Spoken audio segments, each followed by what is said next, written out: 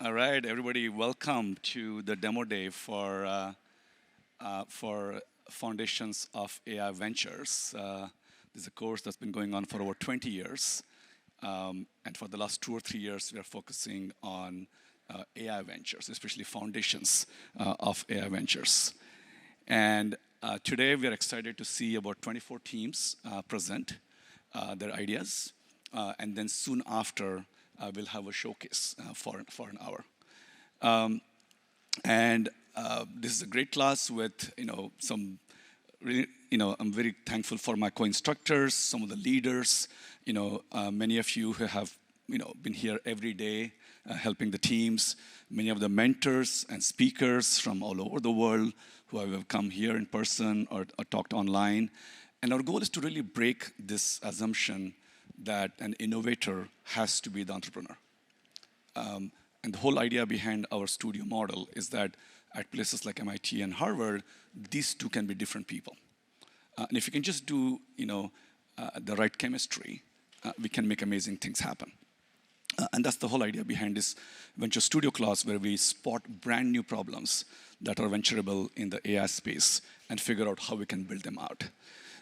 So we also want to thank a lot of the judges, many investors. Last time we calculated, we have about $4 billion of AUM in this room right now. And thank you, all of you, for being here. And also want to thank many of our supporters and speakers and so on. So let's give a big round of applause for everybody who's participated here. Also want to thank our stood-up leadership team, if they're here, and they have become leaders. It's a leadership council, and they're helping us here as well.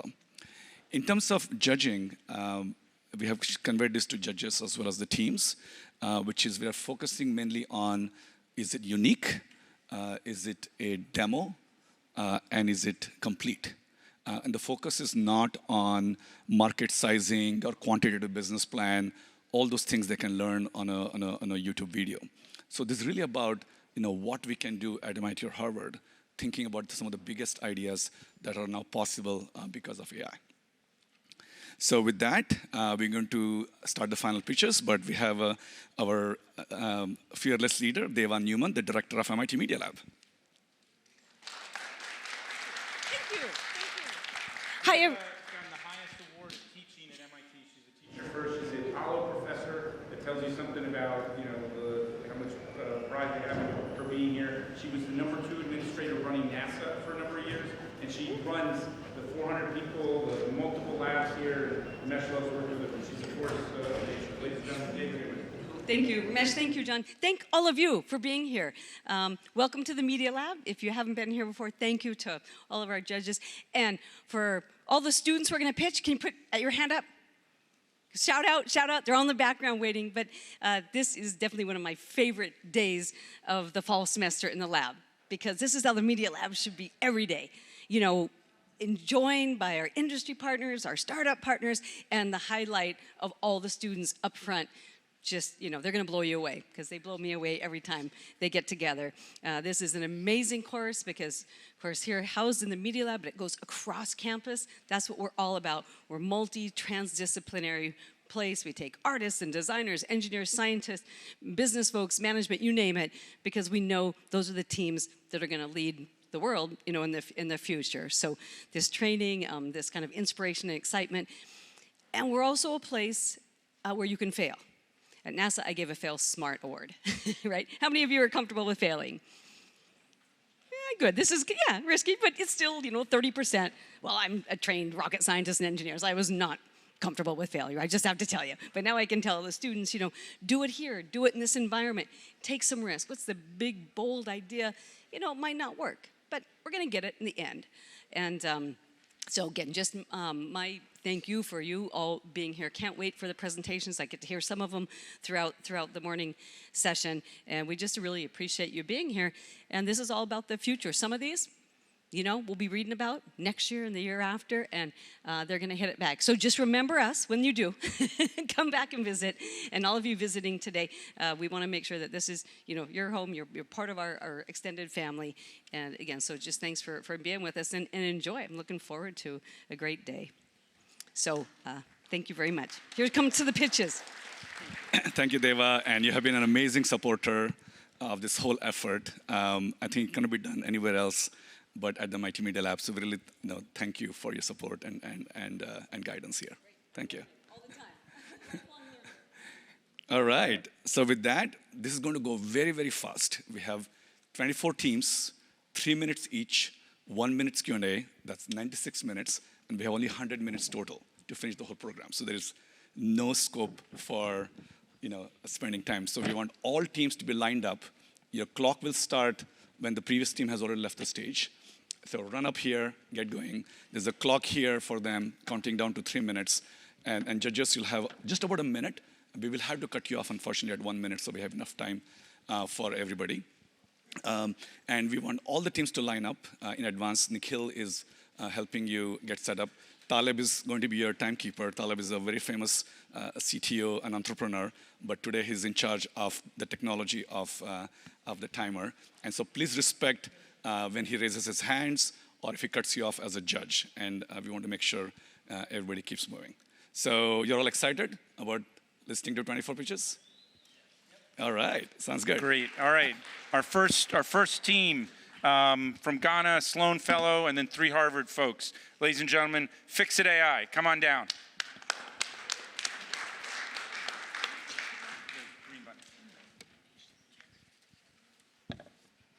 Hello? Okay. Awesome. Hi, everyone. Okay. Hi, everyone. I'm Scala, and this is Sophia, and we are Fixit AI. We are putting appliance diagnostics and repairs into the hands of homeowners. Our mission to help you catch issues fast and fix them right. We are using large language models that help you to save time, money, and frustration.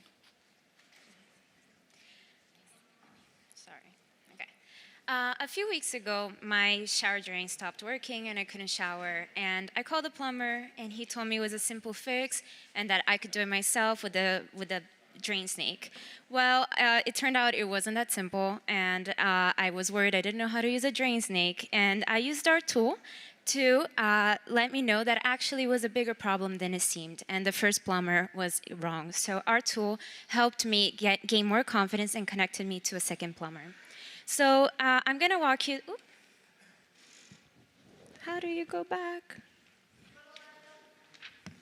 Okay, I'm gonna walk you through a demo, which is gonna show you how, okay, thank you. So the demo is gonna show you a little bit of a walkthrough. In this demo, we have a kettle in which inside of our library, we have 25 objects with troubleshooting steps of different objects that are common household objects. It walks you through different troubleshooting. It asks you, is the cord okay? Is there rust spots? And then it's able to diagnose what your problem is. It uses large language models and computer vision to assess the problem with your objects. Right now, it's completely working in the back end, so we just aim to increase the object library in the coming development. And this application can be for the 50 million people, with Sophia's problem, or the 500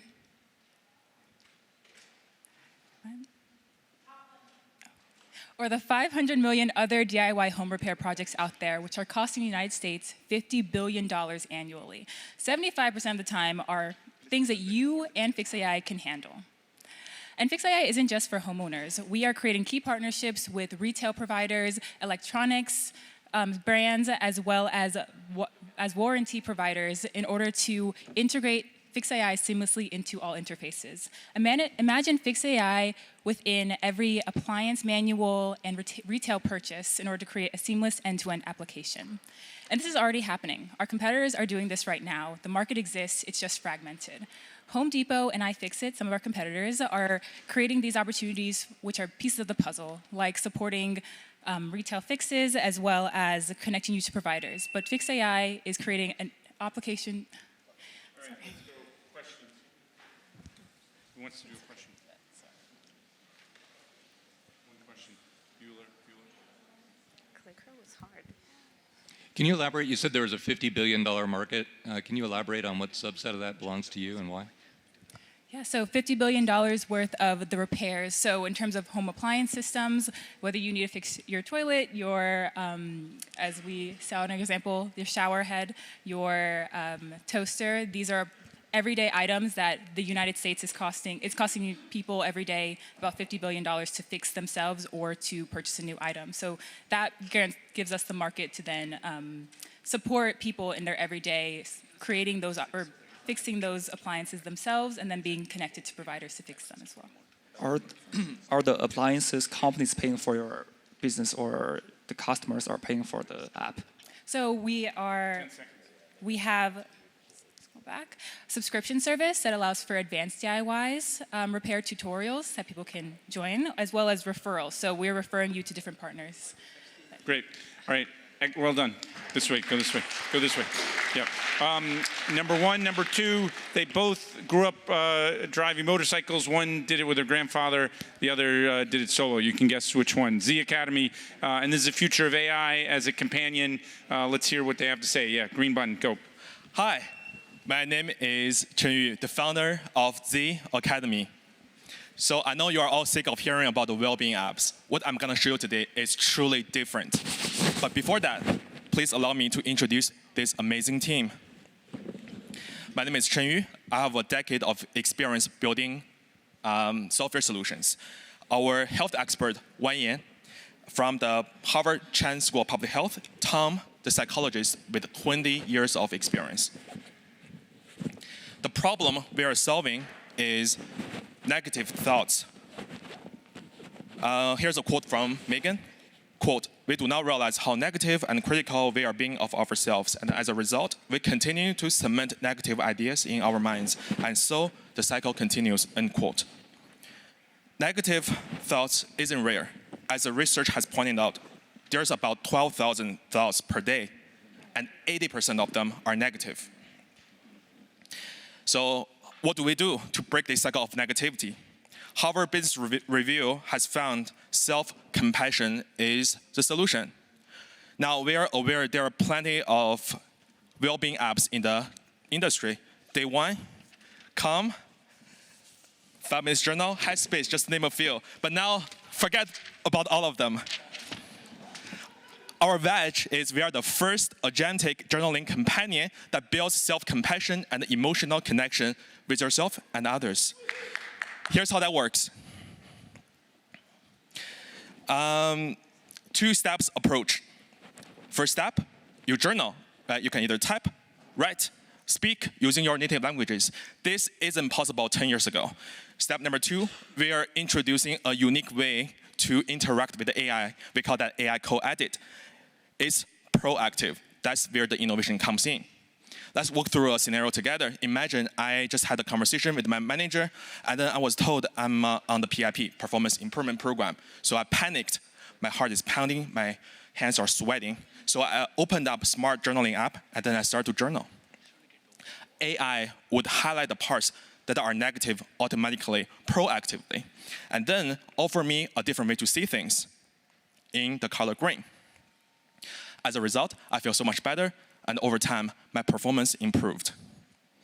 Our short-term vision is to conduct RCTs, randomized controlled trials at Harvard and MIT to prove the effectiveness of this approach. And our long-term vision is to empower everyone to be the spark you want to see in the world. Started with self-compassion. Our website is live. Please visit z.academy and scan the QR code to join the beta. Thank you.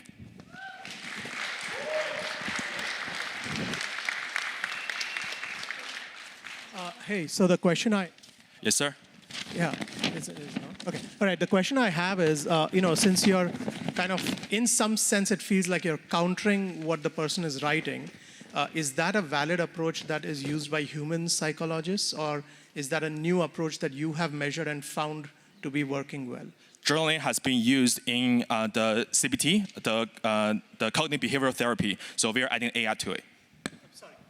You have follow-up? Yeah. So what I mean is, I write in the journal, but then you are re-editing my thoughts. Is that proven to be Yes. effective? Okay. All right.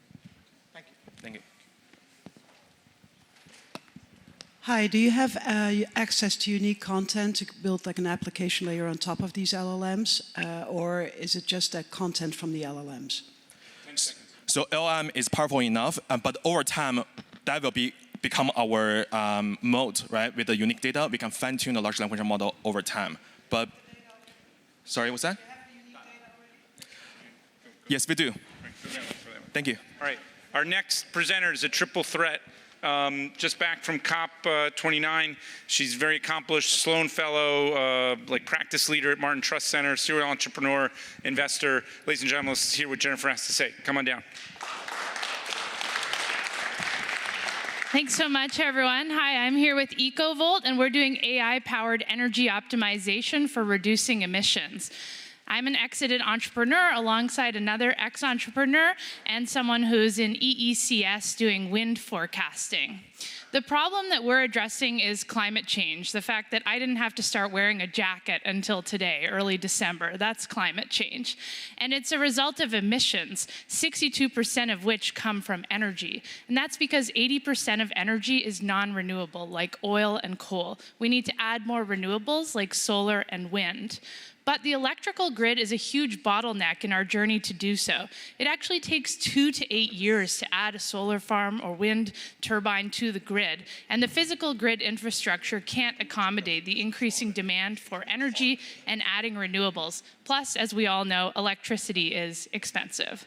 So the solution that we've come up with is to apply recent advances in AI and machine learning to leverage AI for energy demand management to reduce emissions.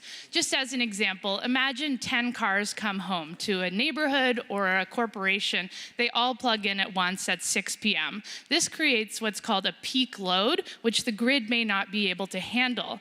But if we apply AI at that site, so the cars intelligently charge at different times throughout the night, and when everyone wakes up, all their cars are charged, that minimizes the peak load. This is called load shaving or peak shifting, load shifting or peak shaving, and this allows to make the grid more stable to be able to add more renewables. We've created a full demo here, and I'm excited to show you it afterwards if you want to come take a look. This is the back end. This is the energy generation forecast. And we're excited that on the left, you can see here, this is ERCOT, a utility provider's prediction. You can see the difference between the lines is quite stark. So they have pretty bad predictions, whereas we have an R² of 0.97, which I'm quite excited about. And the benefits of being able to apply this methodology are to be able to add more renewables like solar and wind to the grid, switch to electric faster, reduce emissions, and also importantly, reduce electricity costs, a major priority of corporations and consumers. In terms of traction, we've created our initial prototype. We've also received funding from MIT Sandbox and are part of MIT's venture studio, Proto Ventures, and we've done customer discovery. Our next steps are to raise funding, do further customer discovery, and refine our prototype. So with that, I'd like to thank you for listening, invite you to help make our world a better place, and please introduce me to any potential customers. Thank you. All right, who wants to who wants to ask a question? Mike, ask a question. He was a submariner for a nuclear sub. Can you give another example besides the car charging about how your solution would work? Yes, there's lots of applications beyond car charging. I use that because some may not know, but EVs actually take as much energy as a typical house draws, so it's quite substantial. But there's also applications beyond that in terms of applying AI to intelligently manage other appliances, whether it's fridges, heat and air conditioning, or stove tops, that sort of thing. All right, you're Aero Astro and an influencer. Do you have a question, Kush? KJ. How does this get implemented to the different products that you're talking about? Sorry, can you clarify the question? Like, how does it do all of the power management? Yeah, so basically being able to plug in the appliances and connect them with the software, which then will act as an energy management to intelligently manage the different levels and loads. Great, we're going to go next. Okay, thank you so much. All right, 6 people, 4 MIT, 2 Harvard, India, Indonesia, Canada, China, and United States, and 1 PhD. Let's see if they can, how awesome they are. Thank you.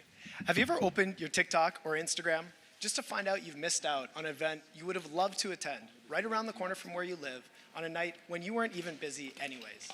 Well, you're not alone. Over 60% of consumers report having missed out on important events or opportunities, despite the fact that they're constantly bombarded by over 4,000 digital ads a day. Ads, mind you, which companies are spending billions of dollars, theoretically, to target to just the right person. Well, this gap is why we've developed MyLantern, to invert the $250 billion American advertising market and put the power back in the hands of consumers. Our agents are personalized to tirelessly search for the data you need and the information you want, while protecting your personal data from large corporations. In MyLantern, we use federated AI to make sure that your preferences are tracked and analyzed from your own device.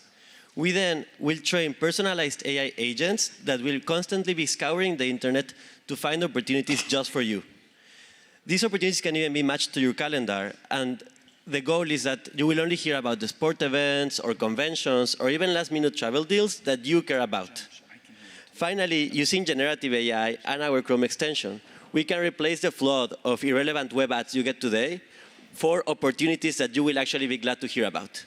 The technologies needed to achieve this have only been possible in the last couple of months, making now a unique opportunity to lead this transformation.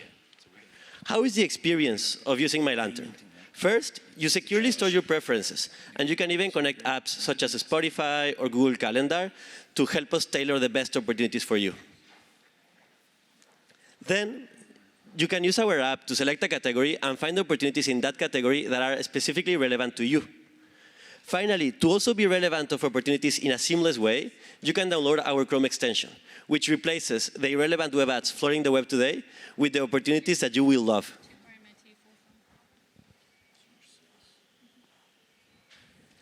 But not only is this the perfect timing and the perfect opportunity, but we have the perfect team to realize the full potential of MyLantern. With 6 innovative leaders from across Harvard, Stanford, and MIT, with backgrounds spanning finance, marketing, technology, and design, and past experiences including the development of cutting-edge AI systems, accelerating the evolution of technology businesses, and even the leadership of global Fortune 500 digital advertising strategy. Now, what we're looking for next are partners, advisors, and beta users to become the first of 1 billion new consumers to take back the power of their data from large corporations with Lantern AI. Great, we got it. All right, let's do 2 questions, 1 or 2 questions. Someone? Judges?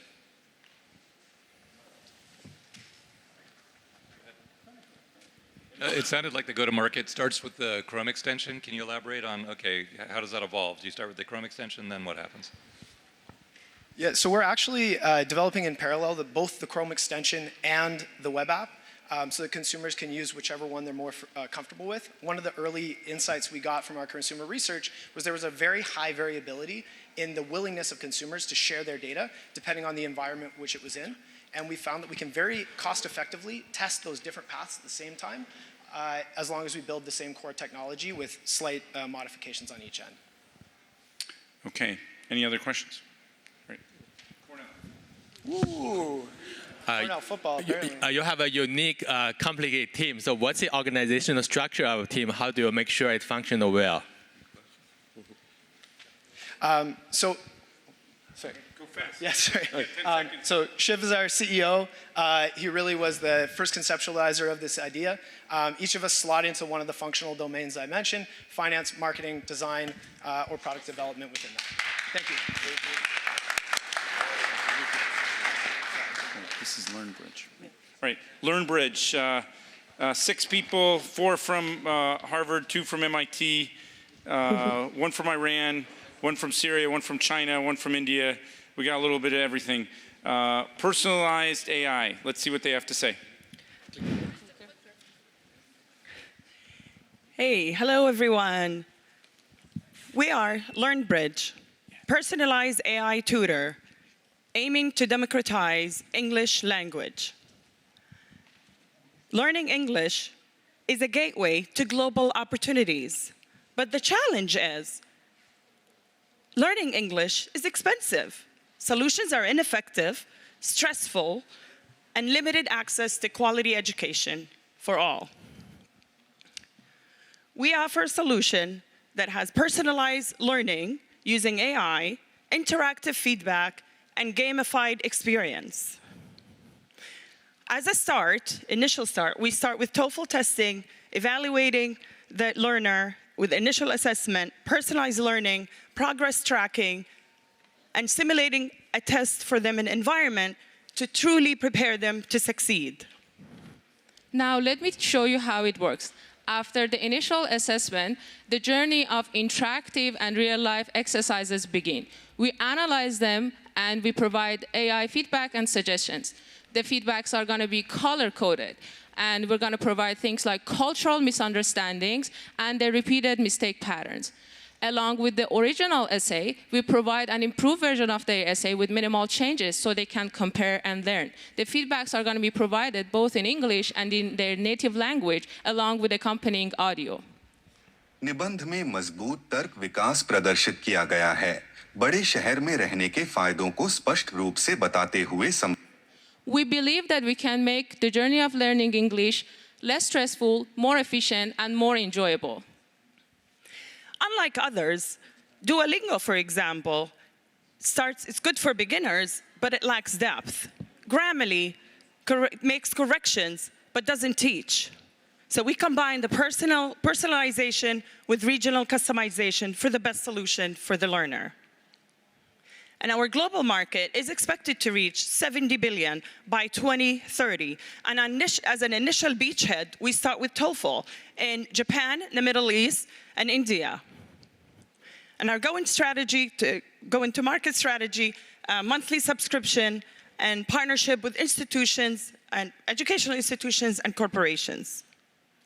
We have conducted focus groups and VC feedback to truly understand and give the best solution anyone can buy.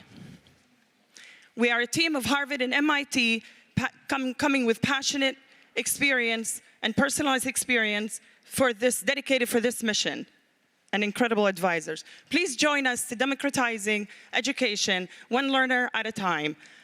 Let's unlock the learning for everyone and give everyone an opportunity to global opportunity. Thank you. All right, question. Who has a question?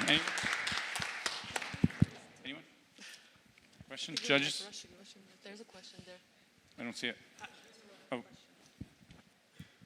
How do you see this in a world where most content is going to be AI generated, so knowing English isn't like... I'm sorry. Universal translator, Star Trek. He says this isn't necessary. Why are you doing this? It's not necessary? No. He says in a... What? What? What? Go ahead. You want to answer? I don't understand. No. It's not gonna... I understand where you're going with this. I think this is an interesting concern.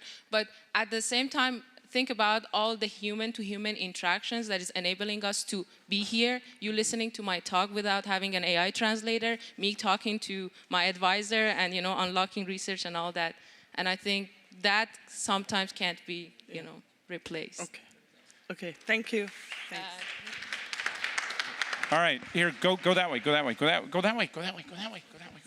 So the next two have known each other for 7 years. They're from Azerbaijan. She is a student at Stanford in their MBA program. She flew in just for today. The Alpha, is in a Sloan Fellow. He ran a telecom company in Azerbaijan. So if you're on a phone in Azerbaijan, maybe he had something to do with it. All right, let's see what they have to say. Go, AI marketing. Hi, I'm OJ from MIT, and together with Annie from Stanford, we're building Hype, AI platform that makes influencer marketing accessible in 3 easy clicks. Marketing through influencers can provide highest ROI and is growing at 30% per year, but still remains at less than 4% of $500 billion digital marketing industry. The reason? It is still slow, manual, and inefficient.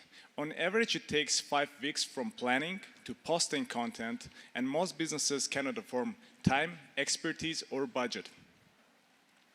From other side of the funnel, 83% of 6 million influencers with over 50,000 followers do not even commercialize from it.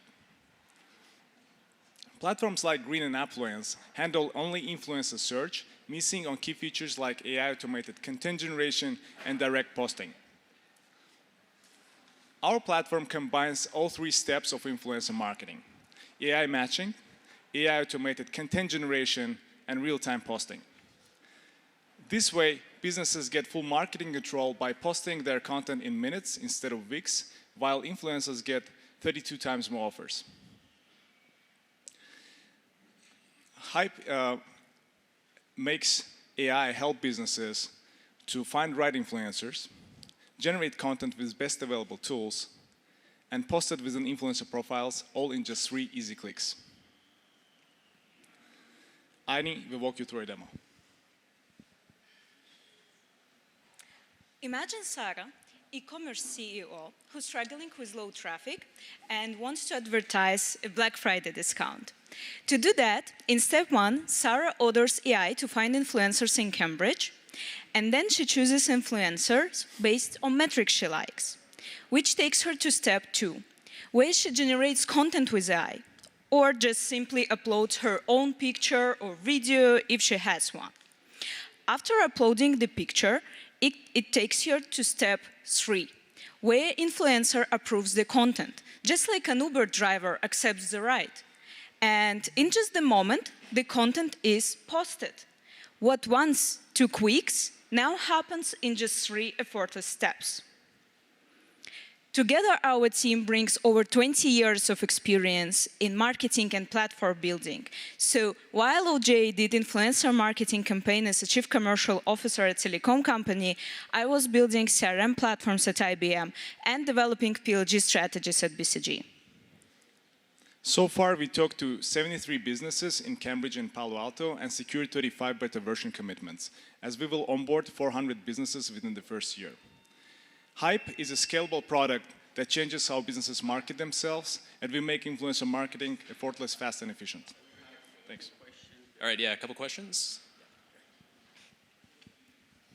A lot of the more valuable influencer content that makes more money requires influencers to make custom content, so not content that's been created for them by the company. How are you planning on handling that, or is that a market you guys aren't interested in? This is less of the market that we're interested in. However, with AI, what's happening right now is the industry is changing totally. For example, you don't need the models right now because they're created by AI. So practically by the prompt, you can generate something that the digital agency was working for 3 months, shooting, flying the models to some beach, and so, et cetera, et cetera.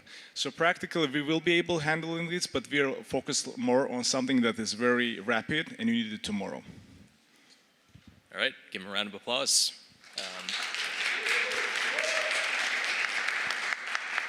Next, we have Brenda, former Apple and McKinsey and student at MIT Sloan. Thank you. Hi, everybody. Okay, so hi, everyone. I'm Brenda, but you can call me Brie, like the cheese, and I want to kick us off with a tough question. Have you ever felt trapped in a relationship that you knew no longer was right for you? Multiply that feeling by 10, and you might have an idea of how divorce feels like. Indeed, according to Dartmouth, divorce is the second most stressful event at a person's life.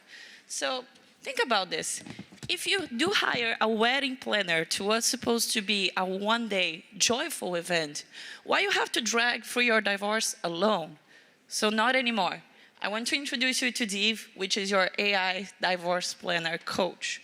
Div helps you with your legal, emotional, and financial aspects of divorce, giving you support and connecting you with a community of like-minded people who are also going through this. So you don't need to do this alone.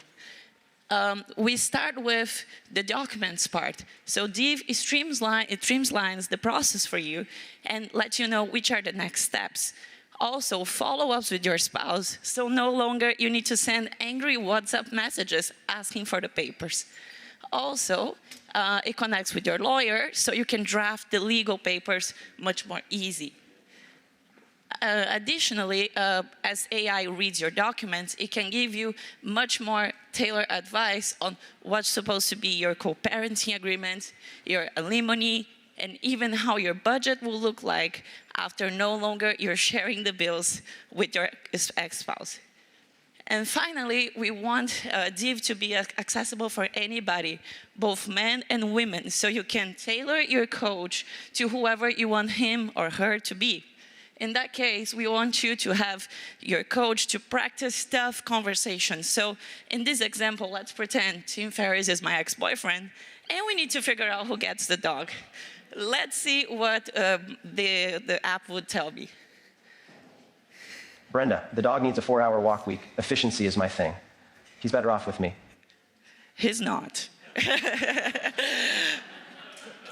So AI companionship is exploding. We see this is already 10 times more engagement versus any other type of AI app that you see here. Also, divorce is not a niche market. It's alone already 50 billion. And if we also could look at the family law business or the AI companionship business, which are over 100 billion business in any sense. And finally, we have a first mover advantage. We see already that we have some people doing similar to what we're doing, and they are profitable. They have very attractive valuations. That's it. Join me. Thank you. I have a question. How do you make sure that people don't mess up their divorce process even more when they record videos and audios, that is not used against them? So how do you guide them through that process? First, we have lawyers in the team to make sure that everything we're doing is according to the law. And second, we don't necessarily need to keep their data or their information. All right, thank you.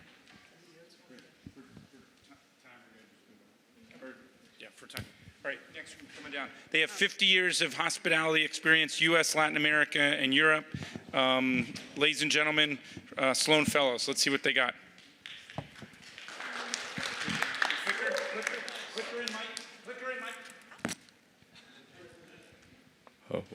How are you guys? So, how are you? I'm Pablo Mejia. I'm an exit entrepreneur, and I'm here to introduce you to Pancho, a company that is fixing margins for restaurants and distributors.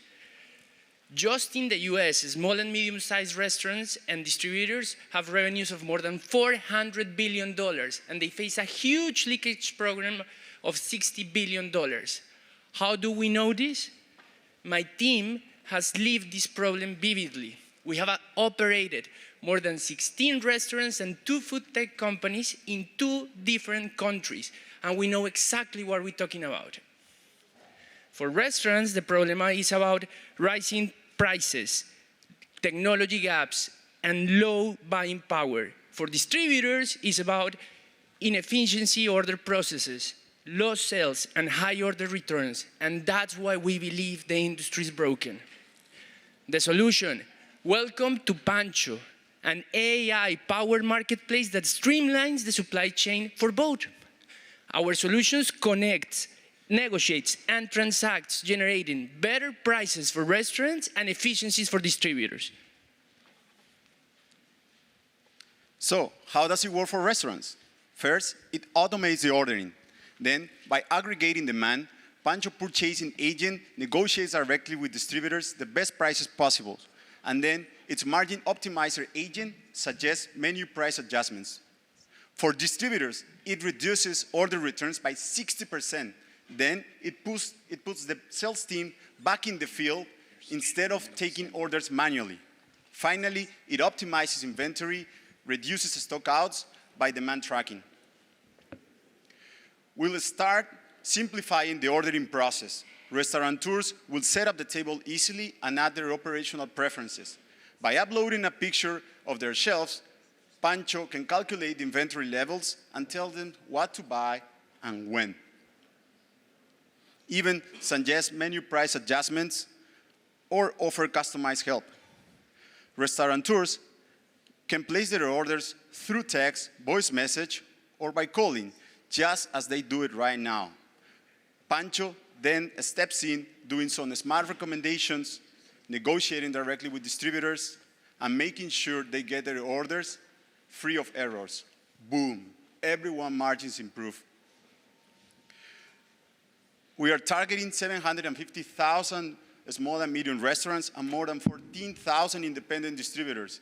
And we will focus on dense cities with high restaurant concentration. What's more, our concept has been validated with more than 25 restaurant interviews, and 5 distributors are keen on pilots. And our approach has been recognized by MIT Sandbox, Fuse, and we were finalists in the MIT 100K pitch competition. Pancho isn't just fixing margins. Okay, time. Let's do a question.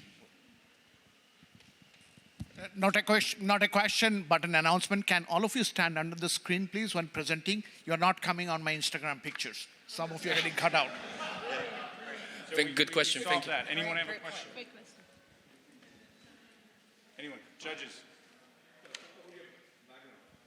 So my name is Erin Patinkin. I built and scaled one of the largest independent bakery and cafe chains in New York City called Ovenly. And I've also consulted with about 15 other restaurants, helping them grow their business. I've launched a pizza automation franchise and a food tech company. Yeah. I've launched 8 brands, 8 restaurants and bars in Lima, one of the culinary capitals of the world. I have a strong finance experience, and I am an excited entrepreneur in technology. I'm Martina, and I worked over 10 years in the food industry and retail in Europe. Okay, so exit that way. Do you have the clicker? Yeah.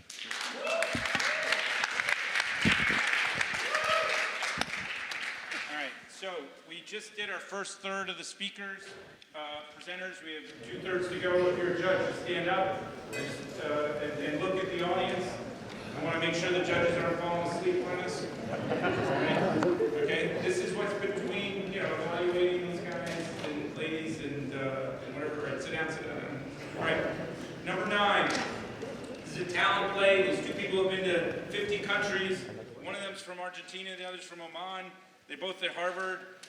Let's see what they got. Decentralized skill verification, AI job matching. Hi everyone, I'm Kedar. This is Tobias, and we are SkillLink. We're here to help empower the high-tech talent workforce with decentralized skills verification and AI job matching. So, what's the problem? Well, hiring is hard. Recruiting is hard, right? It's a very oversaturated market right now. The global AI recruiting market right now is about 600 million plus, and it's growing. Centralized credentialing, very slow, very prone to fraud. Whether you're a job seeker looking to find the right job for you, or you're an employer trying to sift through all these boot camps, these skills that are coming out of nowhere, how do we verify? How do we get there? Well, we do it with SkillLink. So, we are this decentralized blockchain-based platform with tailored AI job matching that is focused, and our wedge is the high-tech talent workforce, especially in this growing world of AI, this AI-first world as well. We want to make sure that job matching and secure verification is very transparent and real-time as possible. But why don't we just jump into how it works? Absolutely. I would like to show you a quick demo of our product. We built a landing page, and we have 2 different options. You can join as a job seeker, so a person that is trying to figure out how to get a job, and then as an employer. If you're a job seeker, we want to make it as easy as possible for you to verify your skills. So you upload your resume, you apply for a skills verification, and then in the background, we verify your skills, and you can move forward to apply to a job. And so you can either apply to a job as you apply to a job in any other job marketplace, or we have a pro subscription where you can apply to a job using AI. So you can skip all those cover letters and things that take a lot of time to work through. And then, so I would like to walk you through some of the benefits. Right now with AI, it's very important to showcase the skills that you can actually do, because computers can do a lot of stuff for us, right? And so we want to ensure that people can verify and showcase what their skills actually are. And then that also keeps peace of mind on employers, so that they can feel assured that you're hiring someone that actually can do what they say they can do. Why us and why now? As we mentioned, AI is booming, and we need to verify our skills because computers can do a lot of stuff for us. And so we have a lot of edtech skills. We have blockchain background and also AI and machine learning, as well as consulting. This is us. We have been to different universities. We're doing a master's program in Harvard right now, and we have been the software engineers in Microsoft and also in the consulting industry. We have 3 advisors right now, super talented, and we are looking for 3 things today. We want to partner with schools to verify the skills of students. We want to help students get jobs, and also we want to partner with employers who can be on our platform. Thank you. All right, questions? Have you looked at the healthcare industry for this? No, we haven't specifically. I think right now we're very agnostic on high-tech talent in general, but we will be focusing on specific industries as we sort of build this out. Great, great, excellent. Thank you. All right, our next group is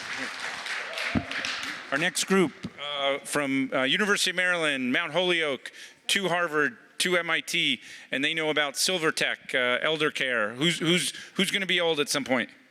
All right, let's see what they have to say.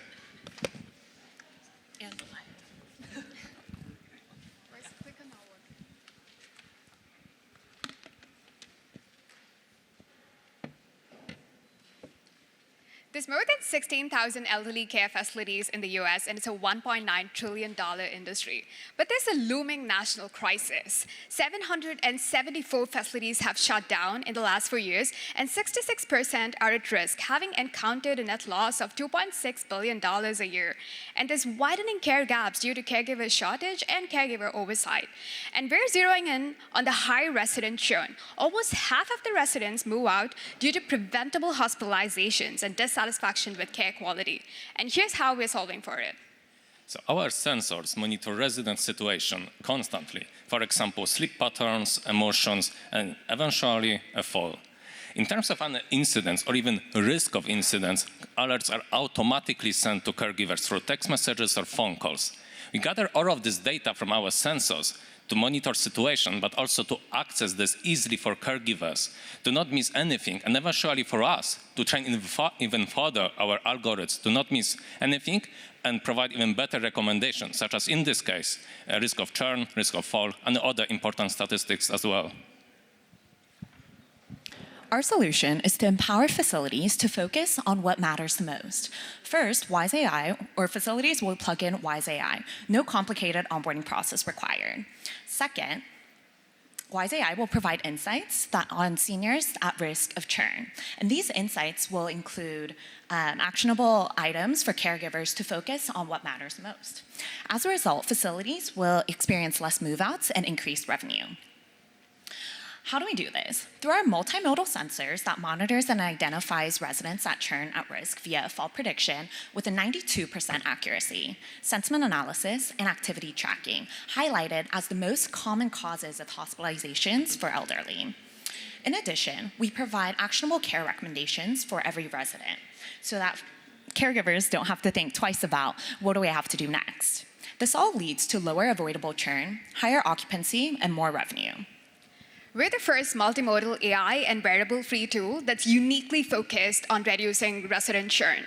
The current solutions are fragmented, focusing either on audio or video, or they force facilities to buy expensive hardware, whereas we can seamlessly integrate with most of the devices that these facilities are already using. And frankly, there's not a lot of competition in the B2B space right now, given the demand.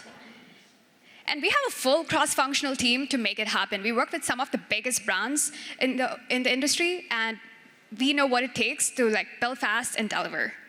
And as for traction, we're co-designing and testing with long-term care facilities, 2 in Texas and 1 in India that's serving 1,000+ residents. We're looking to deploy as early as January. Our short-term goal is to help facilities reduce resident churn, but in the long term, we want to be the all-in-one care ops and care management software serving more stakeholders in the ecosystem. Our population is rapidly aging. Help us transform elderly care. Join us. Okay, that's it. Question? Anyone?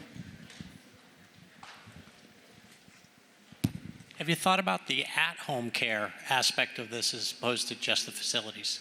Yeah, I think we're primarily positioned for the B2B space, which is the care facilities, long-term care facilities. There are 16,700 facilities that we highlighted.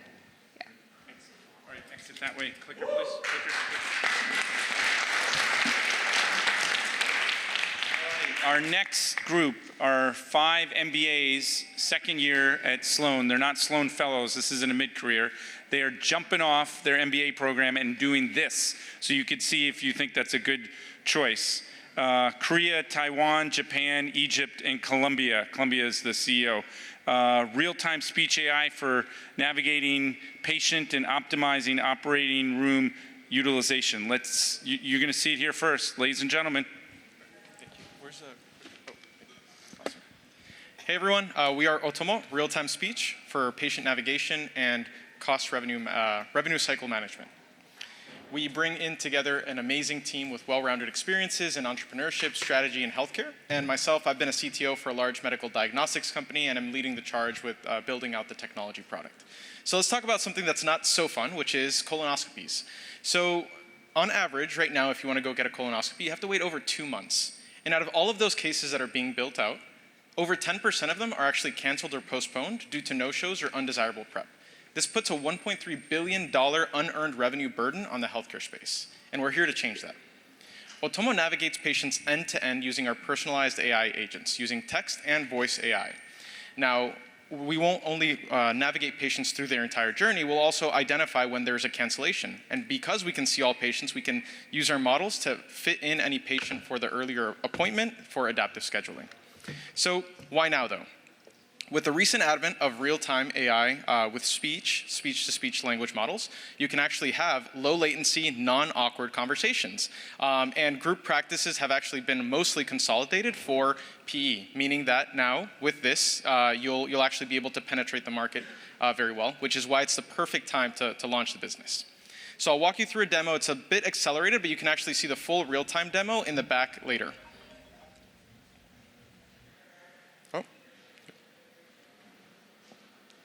Okay, so I guess the audio is off, but yeah. Oh, okay, there we go. Work anymore. Would you be able to help me get a different appointment? Yeah, so I think the audio is malfunctioning here a little bit, but what's happening is we're able to have non-lag during the entire conversation. It's able to pull in the patient information, do validation, and once we have a rescheduled appointment and an open slot, our predictive model will identify what's a really good candidate, and it'll actually place an outbound call. So we're already integrated with Twilio, and we can make outbound calls. So through this, actually, it can also navigate different languages as well to make sure that it's super inclusive for all patients. We're starting off with colonoscopies and upper GI endoscopies, and as we continue to progress through enterprise-grade contracts, we'll reach the geriatric care market, which is a $250 billion opportunity, and we're all aging. So we're all going to be using this type of technology. Through our hard work, we've actually developed good traction. We have 3 pilots secured with leading hospitals across the US, and this is going to allow us to not only prove out the technology, but also be able to refine the user experience. We're looking to raise on SAFE and also asking for your connections. So if you want to learn more and work with us to build the leading voice repository and remove all friction points from healthcare, connect with us after this event or by scanning the QR code. Thank you very much.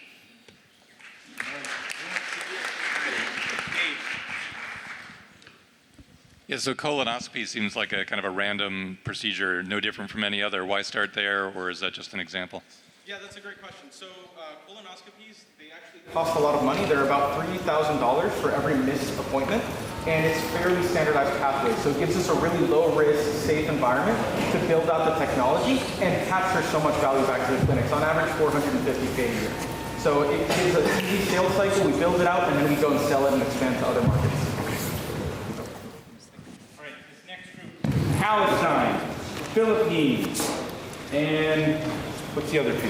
UK, Pakistan, and Lebanon. Pakistan, UK, and Lebanon, Harvard Kennedy School, Harvard MBA, Harvard Health, and MIT. Come on down. And this will be our 12th presentation. So we've halfway begun. We're halfway done. You can either see that as good or bad. Ladies and gentlemen, Health Passport, a centralizing records, improving care, and tracking performance. Let's see how their performance is.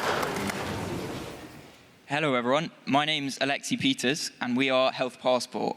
Today we're excited to share with you how we're revolutionizing healthcare delivery across the Gulf region, making it seamless and borderless across the Gulf region.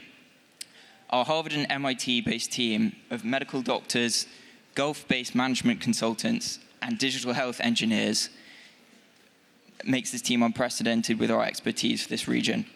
In the UAE, Saudi Arabia, and Qatar, 60 million expats are driving unprecedented demand for interoperable health records, and governments across the region are mandating value-based healthcare, making this transition not just necessary, but inevitable. Hello, everyone. I'm Dr. Mohammad Jawad Noon, and I will go over the problems we address. The fragmentation of expat health records poses three critical challenges. First, expats have to have these scattered healthcare systems, their records across different countries, platforms, and in form of handwritten notes and informal conversations as well. Second, doctors struggle to provide high-quality care because of inaccessibility to access to the complete patient history. And third, providers, they struggle with implementing value-based healthcare because of inaccessibility and lack of interoperable platforms. I'm Alyssa Yu, and our solution aims to offer a one-stop shop to cater to these three disparate user groups and their respective problems. Our wedge starts with patients like you and me. Let's imagine a patient that has chronic arthritis and diabetes and has grown up in Pakistan, has moved to Boston for their studies, and is moving to the UAE to work. First, they would be able to upload their medical records in whatever format it exists in, whether it's handwritten or electronic, Epic or Cerner, in whatever language. In this case, we have English and Urdu. Second, our AI solution would synthesize this information into one consolidated format for whatever target language and target country that they're moving to in the Gulf. And third, patients can readily access this information at their fingertips and be able to answer patient-reported outcome surveys unique to the conditions that they have, which in this case is diabetes. Fourth, doctors will be able to access this medical history in one place, and with the advances in AI and integrations with their medical reports, essentially have a space where they will be able to talk with other hospital systems in a way they've never been able to do before, in order to be able to provide care continuously and personalized. And this is just the beginning. With this data moat that we built, we create a database that's compliant with value-based healthcare in the Gulf. Great. Leave them wanting more. All right, anyone question? All right, we got this guy. Who's your target customer? Is it the person who's traveling, the providers, or insurance companies? It's all of them. Initially, we're starting off with our wedge with these patients that face these problems that we've personally faced, having lived in the Gulf ourselves, and having to essentially consolidate our reports from all these different places in disparate formats and languages. With this data moat, we then aim to be able to attract hospitals that we've already worked with in the past, having worked with the Department of Health in Abu Dhabi.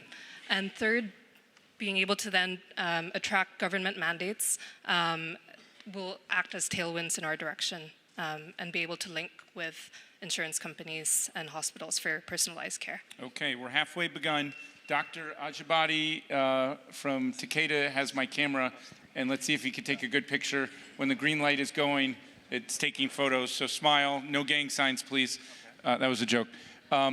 Minsky and McCarthy, 1955, coined the term AI. Minsky's office was right over there. He did a lot of panels right in this room. He's since passed away, but you could look at this timeline to realize AI has been around, not just this season, but like 70 years. Please pass that around. We're going to take a 2-minute break.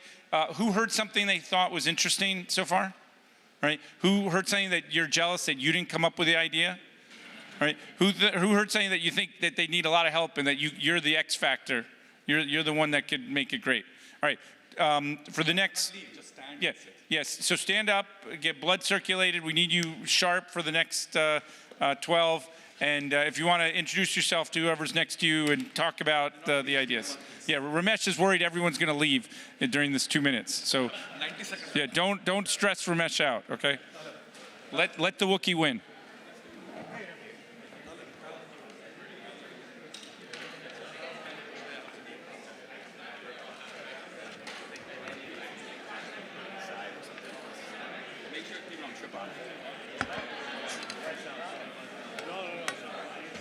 This is what.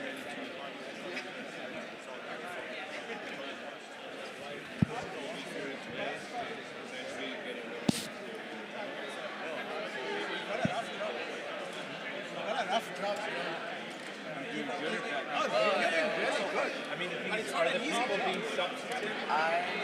always happens with me. Any finals at Google, time management is the toughest piece. We're doing a wonderful job. I didn't mean a bad it's different.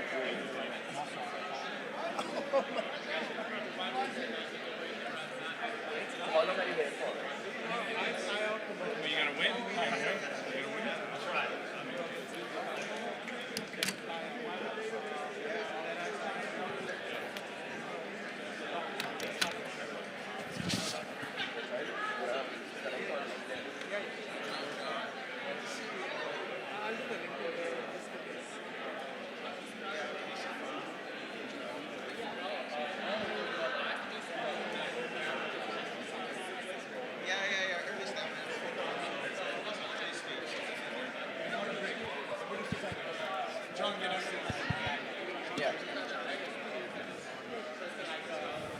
Okay, that was 2 minutes. Sit down. Everyone on your mark, get set, sit down. You're not doing very good. For those who are not sitting down, you should be sitting down. You're not doing this right. Yeah, right. Okay, sit down. Sit down. John Sharp, celebrity, a shrink for the celebrities. I bet you he met with someone you know, but he can't tell you today. Or he's not meeting with them because he's here today. All right, sit down, everyone. All right, Mike, I know you stood a lot in your submarine days. Sit down. Right, do they have chairs in submarines? Yeah, they do. All right. Okay, next 12. Who thinks this group would look good in one of these jackets? All right, well, let's see if they got what it takes. This group is a little bit unique. A state senator from North Carolina flew up while she was representing her district very well. And I don't know if you know, there was an election this last semester. This is a great group. I'm excited for you to meet them. And AI assists simplifying healthcare regulations like certifications of needs. We got GSD, graduate school of design, we got doctorate, we got a lot of great people here. Let's see what they got. Okay, go. Hey everybody, we are Augur AI and we're working to streamline healthcare decisions. We actually have a use case that can apply to a lot of broad applications from supply chain and others, but we decided for this to focus in on healthcare expansions north of $5 to $10 million. And the reason is because the problem is vast. As a legislator, I've seen how healthcare expansion is gridlocked. Over $120 billion of investments go through a regulatory process each year. 22 billion are denied, and even more are delayed. And we're not talking days or months, we're talking years and even decades before advancement to care is had and communities can see the benefit. And this deeply impacts businesses' bottom line. So we're working to unlock healthcare expansion through lowering the cost for hospitals and creating predictable demand so that they can understand the demand. We're also quantifying the impact, which is often the biggest barrier to getting their application improved. And we run what-if analysis so that they can have the confidence and data they need to scale efficiently. I'm going to pass it over to my colleague, Hemi, who will walk through our product overview and show some of the data that we pull in to run through this system. Yeah, absolutely. Thank you, DeAndrea. So we are going to show a fully functional demo of a hypothetical, however, real-life inspired example where a Massachusetts hospital wants to open a radiology department. The demo is running. We can see that we have upload some institutional specific files and state specific files. And the two questions we are looking to answer that if we open a radiology department, whether certification needs are needed, what is the process? And if yes, what kind of analysis can help us to get the approval faster? You can see that the results are here, as well as you can link to where the results are found and go take a deeper dive. Now we want to see what the care utilization patterns are, just because cost-effective analysis needs to be run on data which is outside the hospital as well. So we just link the mass census website, and we can see what the care utilization patterns are, how many people are covered, what is the paying capacity, etc. And this has the capacity to further become more sophisticated in your analysis and so on. This whole demo is based on this novel architecture for hyper-personalization of search results, as well as LLM-based crawler. This is our fantastic team who helped to build Augur during the whole fall, and we are happy to take any questions you have and take a deeper dive. Thank you so much.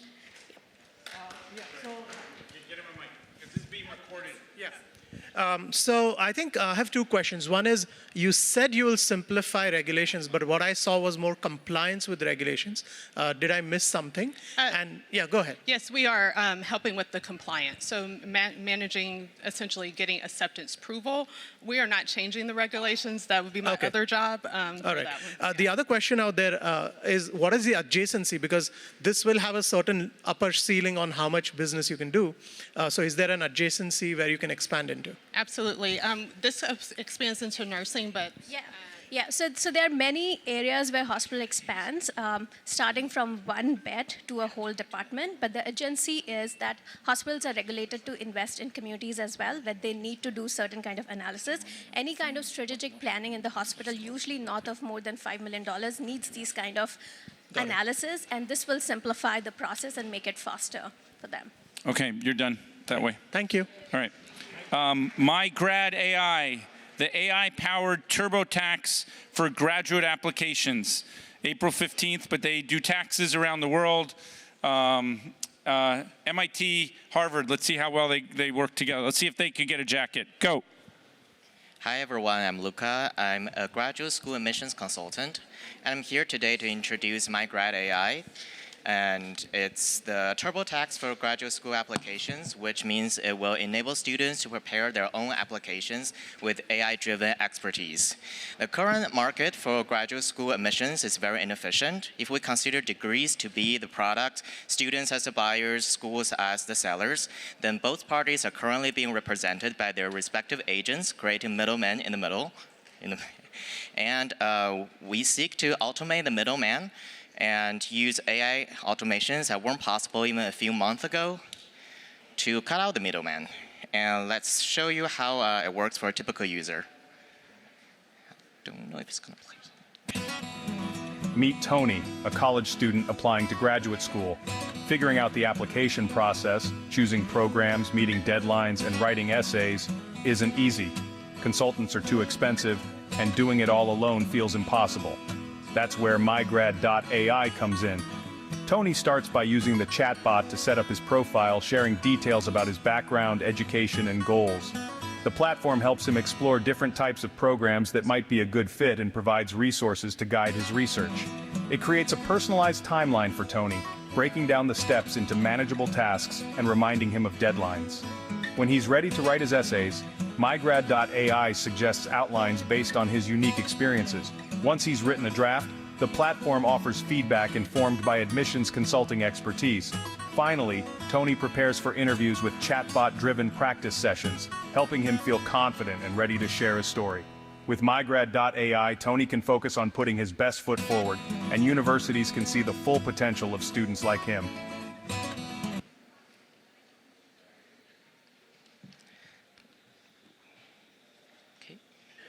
So currently, the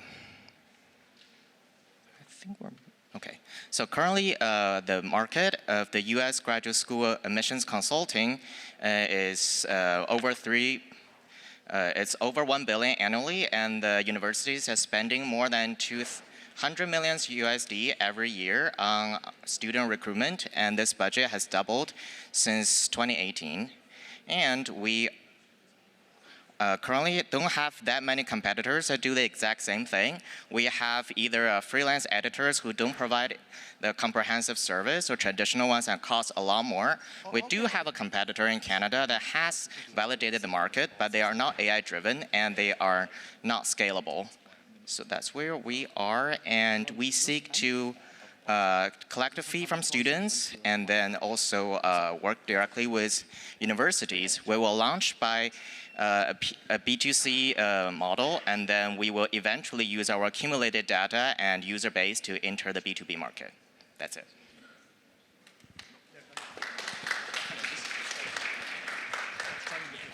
Yes, please.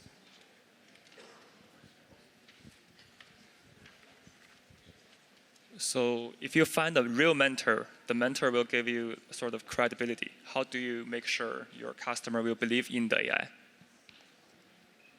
We're currently already using the automations we propose to use in the eventual product to complement our traditional services, because I have a consultancy and I have been doing this for 4 years. And currently my clients have no complaints. They know our editors are using AI and they're satisfied. I think our advantage is we have industry experience that from the real education background help the student to have the proof success. That will be one of the advantage leveraged by AI technologies. Yeah.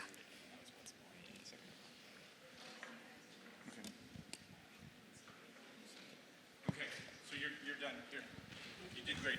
All right, go that way. Go that way. Go that way. All right, 82nd Airborne. Okay, let's give them a round of applause for representing. Thanks. Incepta AI platform connecting tech transfer officers with entrepreneurs. Government tech. Let's see what he got. Go. Hey, how you doing? Thank you for coming. I'm presenting Incepta. We're trying to revolutionize the technology transfer market by connecting entrepreneurs to cutting-edge technology to research to funding. The problem at a macro level is the early stage entrepreneurial ecosystem is extremely fragmented. It's tough to connect researchers with entrepreneurs with technology. There's a wealth of technology located at tech transfer offices at federal agencies and universities. About 95 to 97% of patents will never get licensed, and I believe a percentage of these could be. Lastly, the government earmarks about $4 billion in capital to SBIRs and STTRs, with about $1 billion of that being misallocated. And I think some of this technology and researchers could actually be capturing that.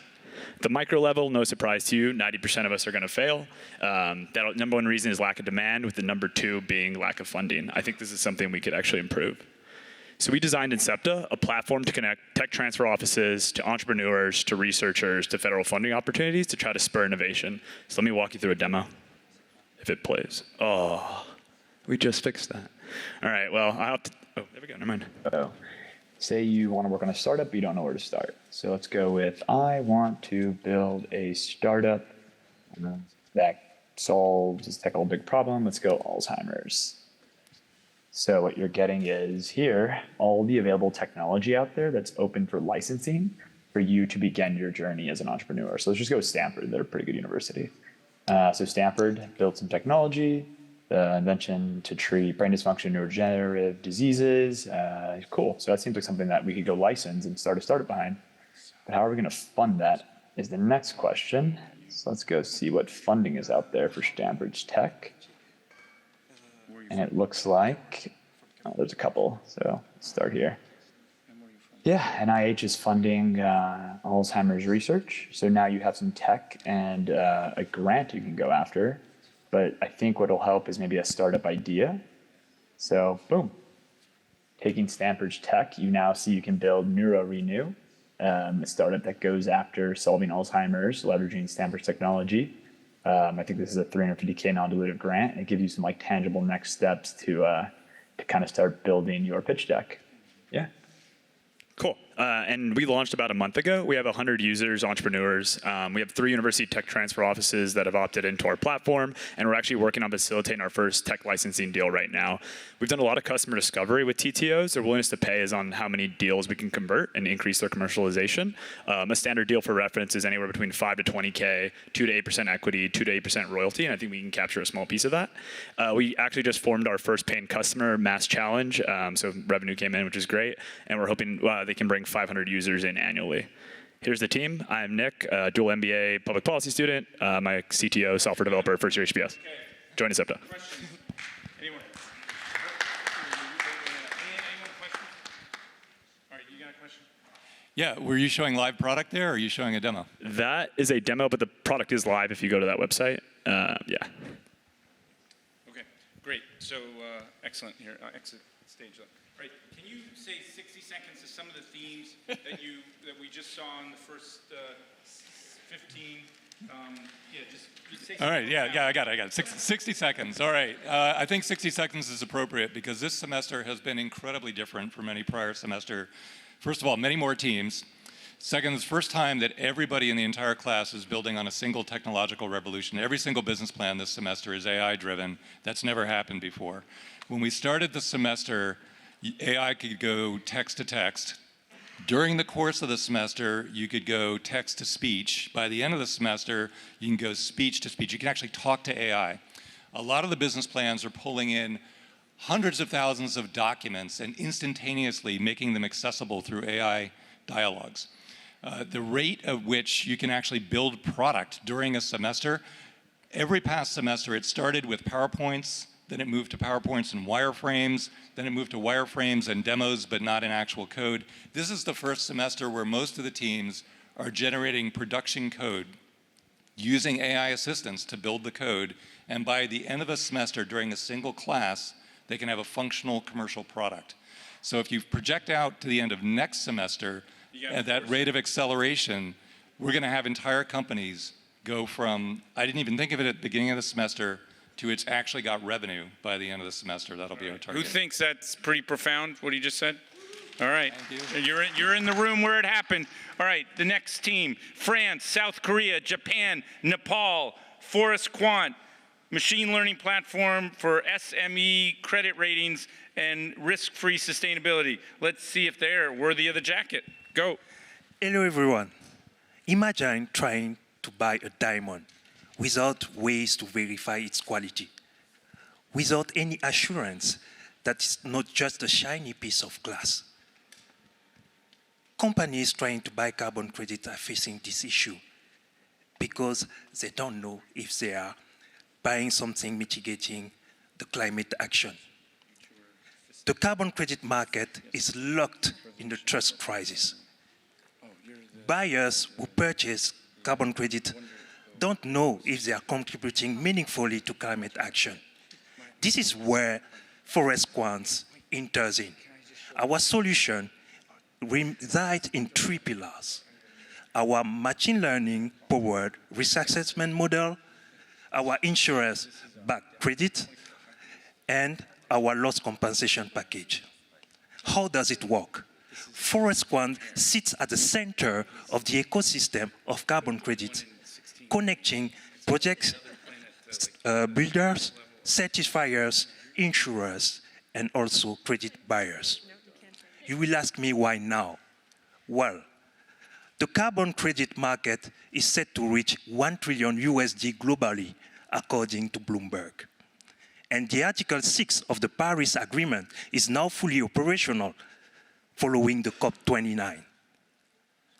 So, to succeed in this market, we are planning to use our unique value, which is our machine learning technology, combined with our insurance-backed carbon credit, specifically targeting the underserved market of small and mid-cap corporations. Let's see how Forest Quant works. In backend side, we use the ML-powered risk assessment model to gather input data and cluster project by detecting risk factors. Based on the risk assessment, we, the carbon the credit rating system, evaluate the project on a scale 0 to 10. This part shows you the front end side. Our client gonna log into our platform and browse it to search carbon project. After they finding the project that meet the comply with their criteria, then they're gonna make a purchase here and manage it with the continuously monitoring services. To tackle this huge challenge, I assembled talented people from the various fields. Carbon market and insurance and then machine learning and then the data science. We've completed more than 50 the market fit survey, and then we name as a finalist a COP29 Global Green Innovation Challenge. Great job. Anyone have a question? Anyone? Who liked that one? All right, off. Go. Here, let's see the clicker. All right. So I mentioned Charles Draper was the inspiration for Tony Stark.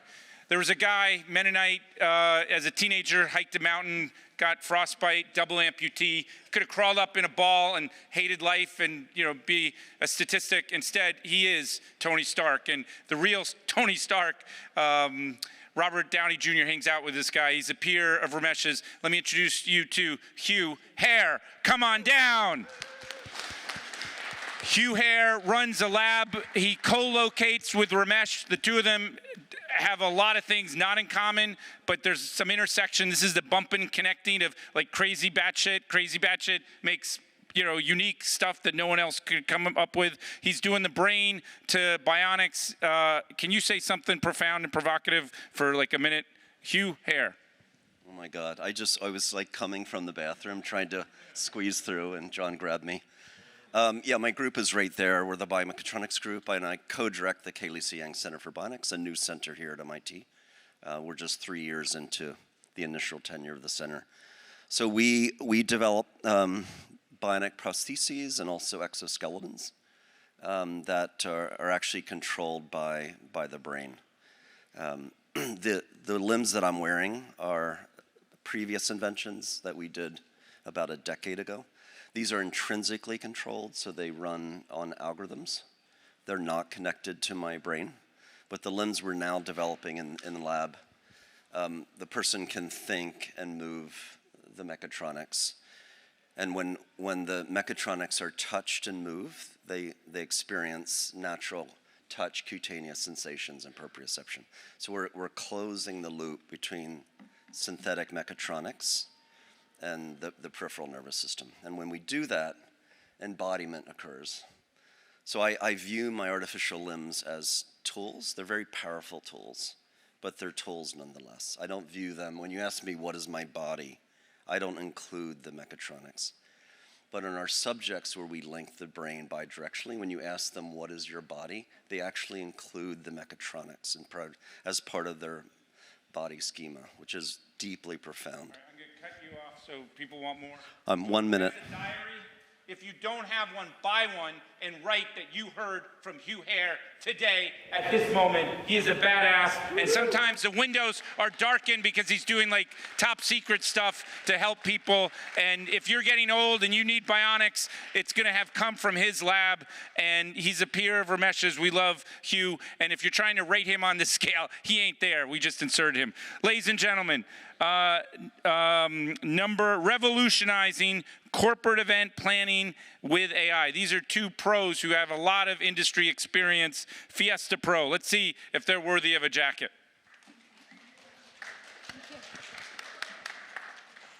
Well, that's a tough act to follow, but we'll try. So we are Fiesta Pro, and we are here to revolutionize corporate event planning with artificial intelligence. So how many of you here in this audience have some kind of corporate event or party this month? Good number of you. Who has an idea of how long it takes to plan one of those events? Yeah, any guesses? Yeah, it takes, let's see. 150 hours and over 4 months to organize one of those. It's exhausting and it's outdated, and as seasoned professionals and event planners, we knew that there had to be a better way, and that's why we created Fiesta Pro. We would not have been able to solve this problem last year, but with AI agents coming online now, we're able to tackle it for the first time ever. So our solution is an AI agent. With our MVP, we're going to start with venue and vendor collaboration. That's a process that traditionally involves endless back and forth. With Fiesta Pro, we're going to save 60 hours of time and $2,000 for an event of 150 people. And that's just the beginning. As a next step, we want to add a central hub for seamless stakeholder collaboration so you can handle your approvals and your attendee engagement all in one place. Along the way, we're going to be gathering data both from the event spaces that we work with and from our clients to provide actionable insights and creative, tailored recommendations so we can really enhance corporate events. And there's a bigger picture here. People are craving more human connection, and that's what we really care about. Most of us in this room spend most of our time at work. Our grand vision is to use our technology and the data that we're gathering to transform corporate events into meaningful experiences that people are going to be talking about for years to come. We have a demo of our product. So here, our AI agent is autonomously sourcing venues. It's contacting them about their availability, about their amenities, their pricing. It's making recommendations for us, and then it's handling the preliminary negotiations back and forth. Fiesta Pro is already making event planning smarter, faster, and stress-free. So why now? AI, as Dave was just saying, can communicate with websites and human beings via voice and via text. That is brand new in the world right now, and it is creating a huge opportunity in the event planning space, and we have created Fiesta Pro to capitalize on that. We are poised to be the first AI-driven, user-friendly, cost-effective corporate event planner. And the event tech space is booming. Cvent was acquired last year by Blackstone for $4.6 billion. That's it? Yeah, sorry. Great. Okay. If this were another universe, maybe. All right, questions? Anyone? See, everyone, the judges are saving for the demo stations. That's when they're going to really unleash. So let's talk about the team. You're just getting to the team slide, but tell us how you're going to grow and expand this team.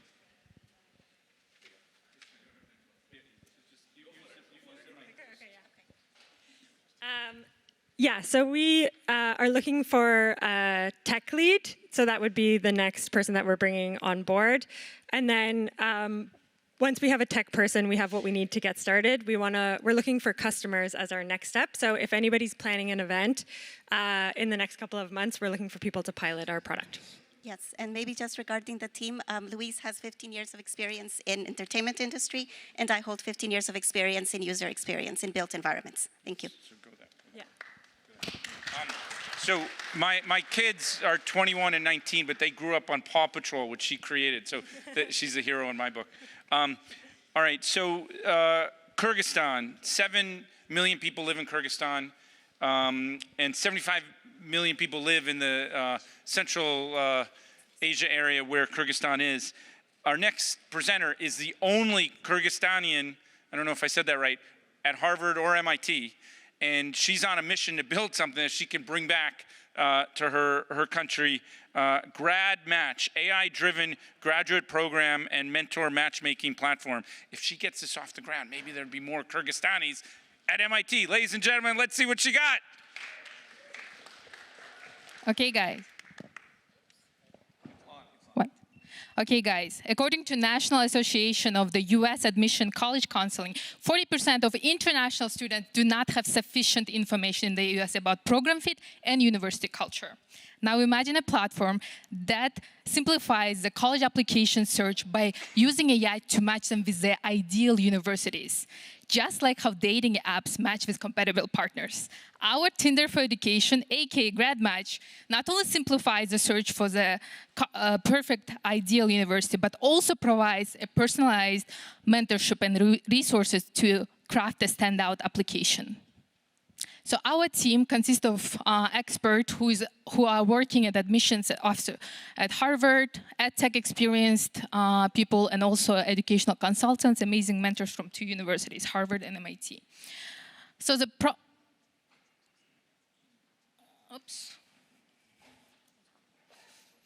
problem we are solving is information overload, ideal university fit, and also budget fit to get into those schools.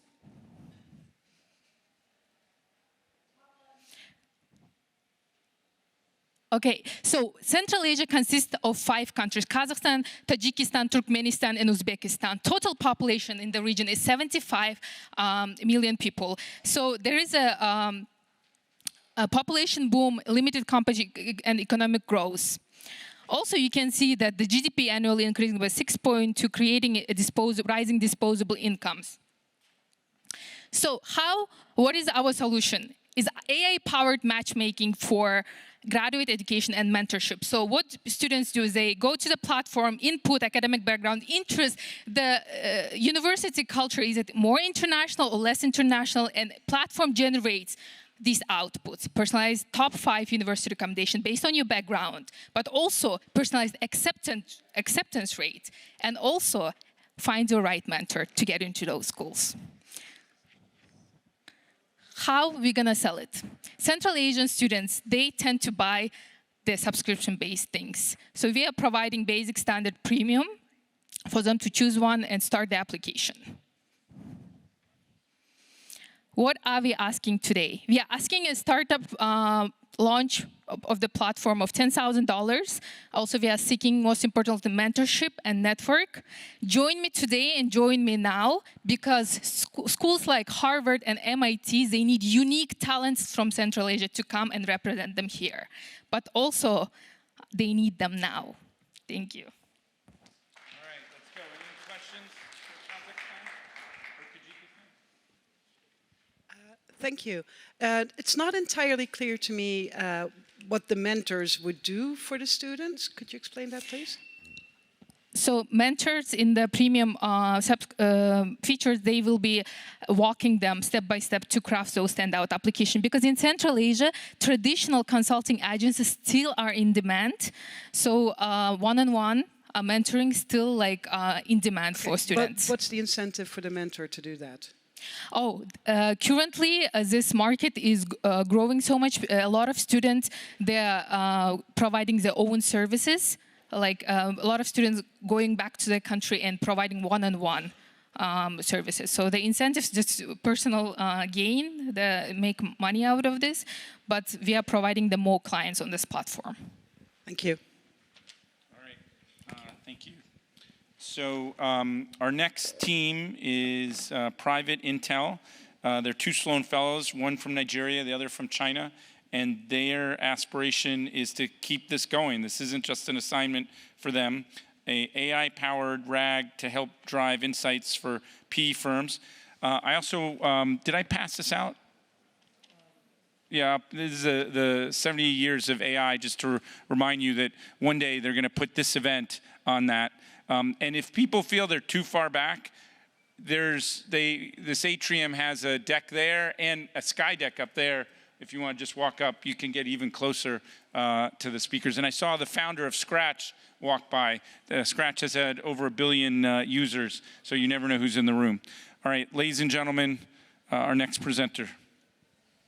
Thank you.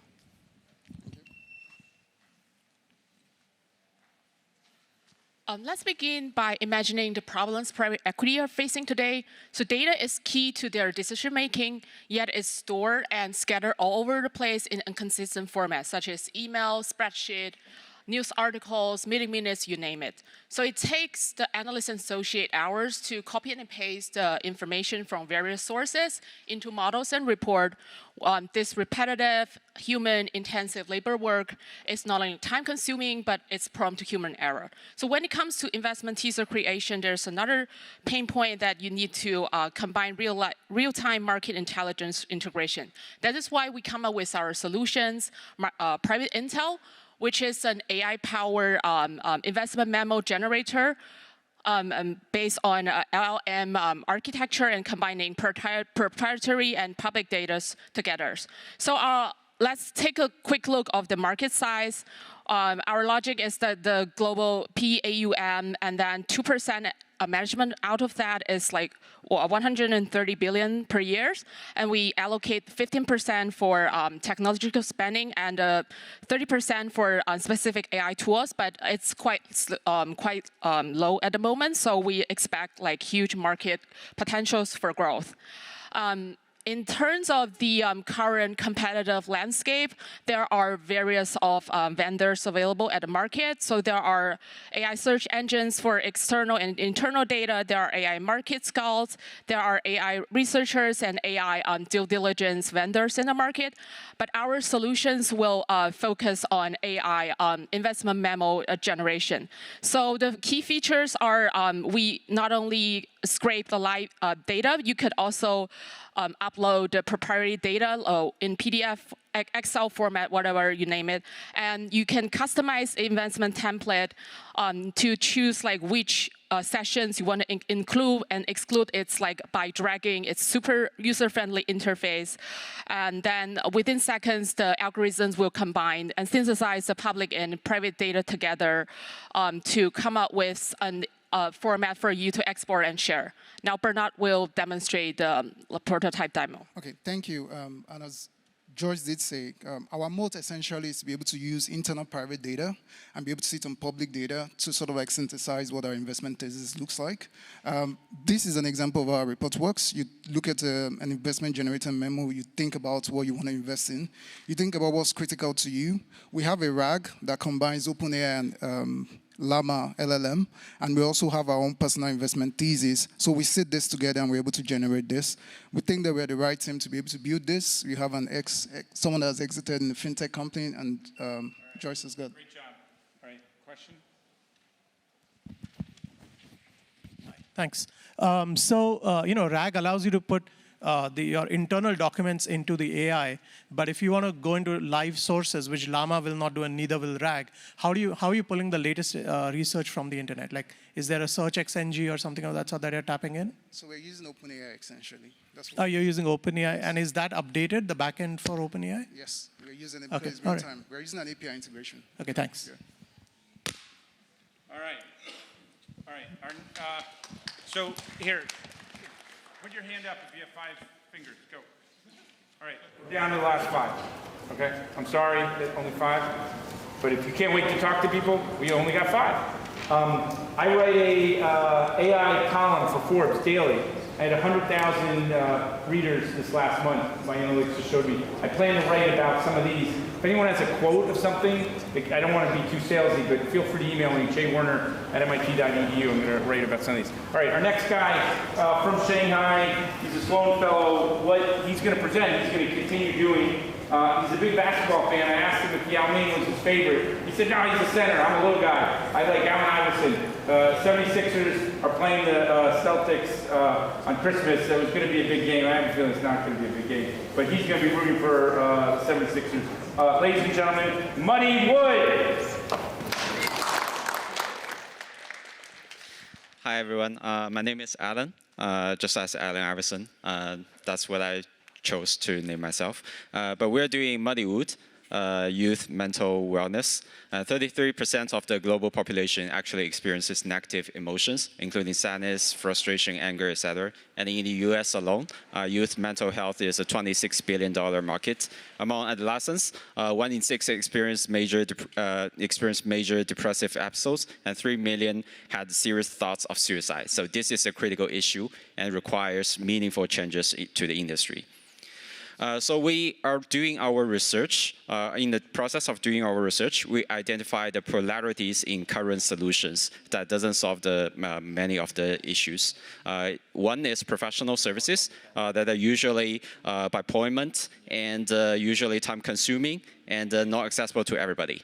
And the other is engaging focused tools that usually are entertainment-driven and the lack of customization and professional guidances. And some of them even have non-side effects. So what the market currently lacks is a combination of professional credibility as well as engaging user-friendly experiences. So what we will do here is that we are collaborating with MGH to build a AI-powered platform that integrates all kinds of clinically proven tools to help students in this kind of process. So including journaling, including fantasy exploration, including meditation, or even other breathing exercises tailored to all kinds of different needs for them.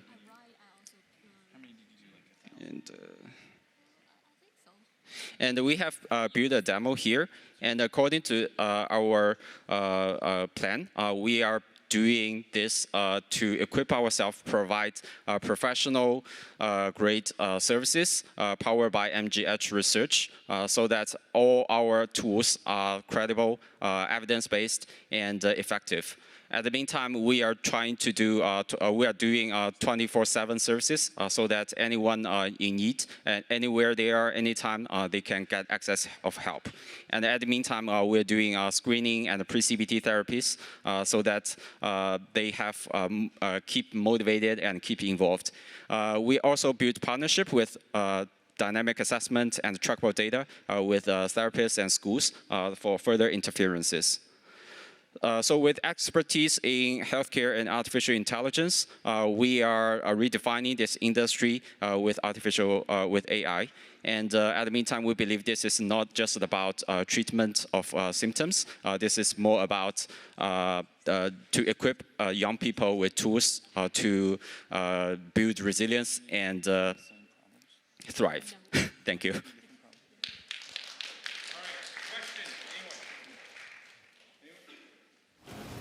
Bye. Great job. See you, Alan. All right. Dave did this thing where he challenged everyone. He said, "Oh, my name's Dave. London rhymes with London. I love London." Whatever. So he said everyone should try to say something memorable as a way to, connect with people. And you can see some people are carrying that in. I also want to let you in on the class. Ramesh, at the end of class, would just stand there and talk to everyone and anyone about their idea and help shape it and be a sparring partner. It's kind of like Rocky, but different. And he pushed people, and you see the fruits of that. So let's give a round of applause for the great Ramesh. Hey, given what he did, that's not big enough. Let's give a round of applause for the great Ramesh. All right. So let me see 4 fingers. All right, we're down to the last 4. All right, Jane did over 2,000 reports for Bloomberg in Hong Kong. This team is 3 Chinese. They're from 3 different provinces, someone from Pakistan. You may recognize him, like Where's Waldo? He was in another team, so he's moonlighting on 2 teams. I don't know if the other team knows that. Let's hear what GeoNarrative has to say. And this one's kind of interesting because Dave mentioned how things have changed in the last few months with AI. This is the first group that has a visual tool. A lot of the others are data or text. Ladies and gentlemen, GeoNarrative.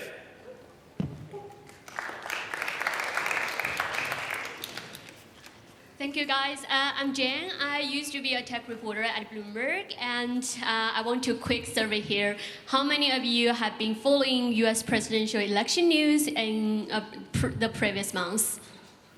Yeah, I guess almost everyone. How do you do this? Google, news apps, or I bet someone is using ChatGPT. And I think, yeah. This is probably what you will get. Better than Google, but I think still a lot to rate. If it can be visualized, it will be much easier. But to be honest, I think this is how complicated it is if you really want to do it in traditional ways. And think about this. This is what you say from major mainstream newsrooms, like very interactive, very engaging, but to be honest with you, as a reporter at Bloomberg, I know this kind of project takes months of preparation, and it's really a trouble for people to make this. We want to use AI to change this, and here's how we are going to do this. Yeah, so basically, that we have like a model that on the left-hand side is the traditional model that you see every day, and on the right-hand side is actually we train model. It's actually we train our own model or models because it's super difficult. We have like 2 steps. One step is actually we're trying to train LLM to understand what user is asking, and the second step is actually trying to generating from the understandings, trying to generate the page layout, all the things like that. So just imagine if you're asking ChatGPT where the presidential campaign, where they went, here is actually the video. You can just simply put your sentence prompt like where they went for both presidential candidates, and then you click generate. You have the map. You have all the all the storytelling things. You have the event details. You have where they went. You have the the context difference, and also you have the photos just for your comparisons. So this is actually quite complex, and we're just trying to make the visualization much easier for people. And also, we think that it's not limited by only for journalism. It could be also for travelers and for government agencies. So this is our team that we have. I'm more than 10 years visualization engineer, and we also have storytelling person. We also have journalism. We also have data scientists. Yeah, that's our presentation. Thank you. All right, questions? Anyone? Questions? All right. Could you give a few other examples other than this map that you were just describing or showing?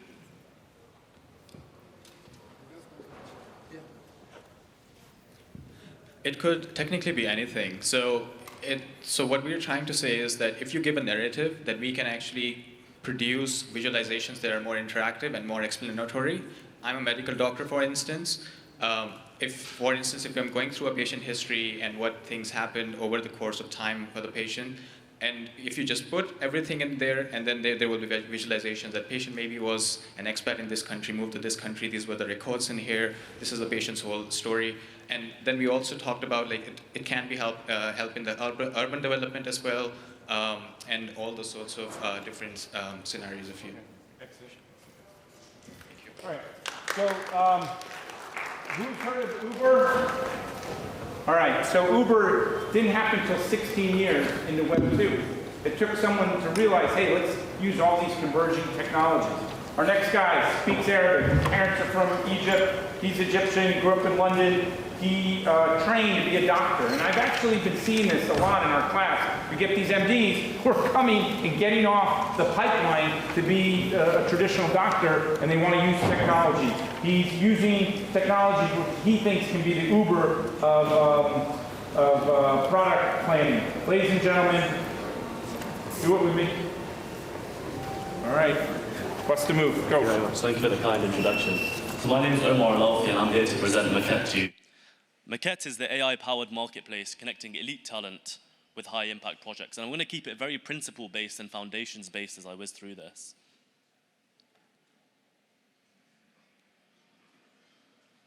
So there's a few reports, and I'm going to show you these reports, but there's some huge data and research which shows you that there's a few problems with coming up with successful products. One of them is, or projects. One of them is getting the right brief. So if you're a manager, part of the issue, you look at the end result and you're like, well, we didn't have the right brief, and that's why we didn't know what worked. Part of it is it spends hours and hours and hours looking at freelance platforms or candidates to find the right people for your jobs. And the final thing is, well, we don't have the right tools to present this. AI can come in and solve all of these things.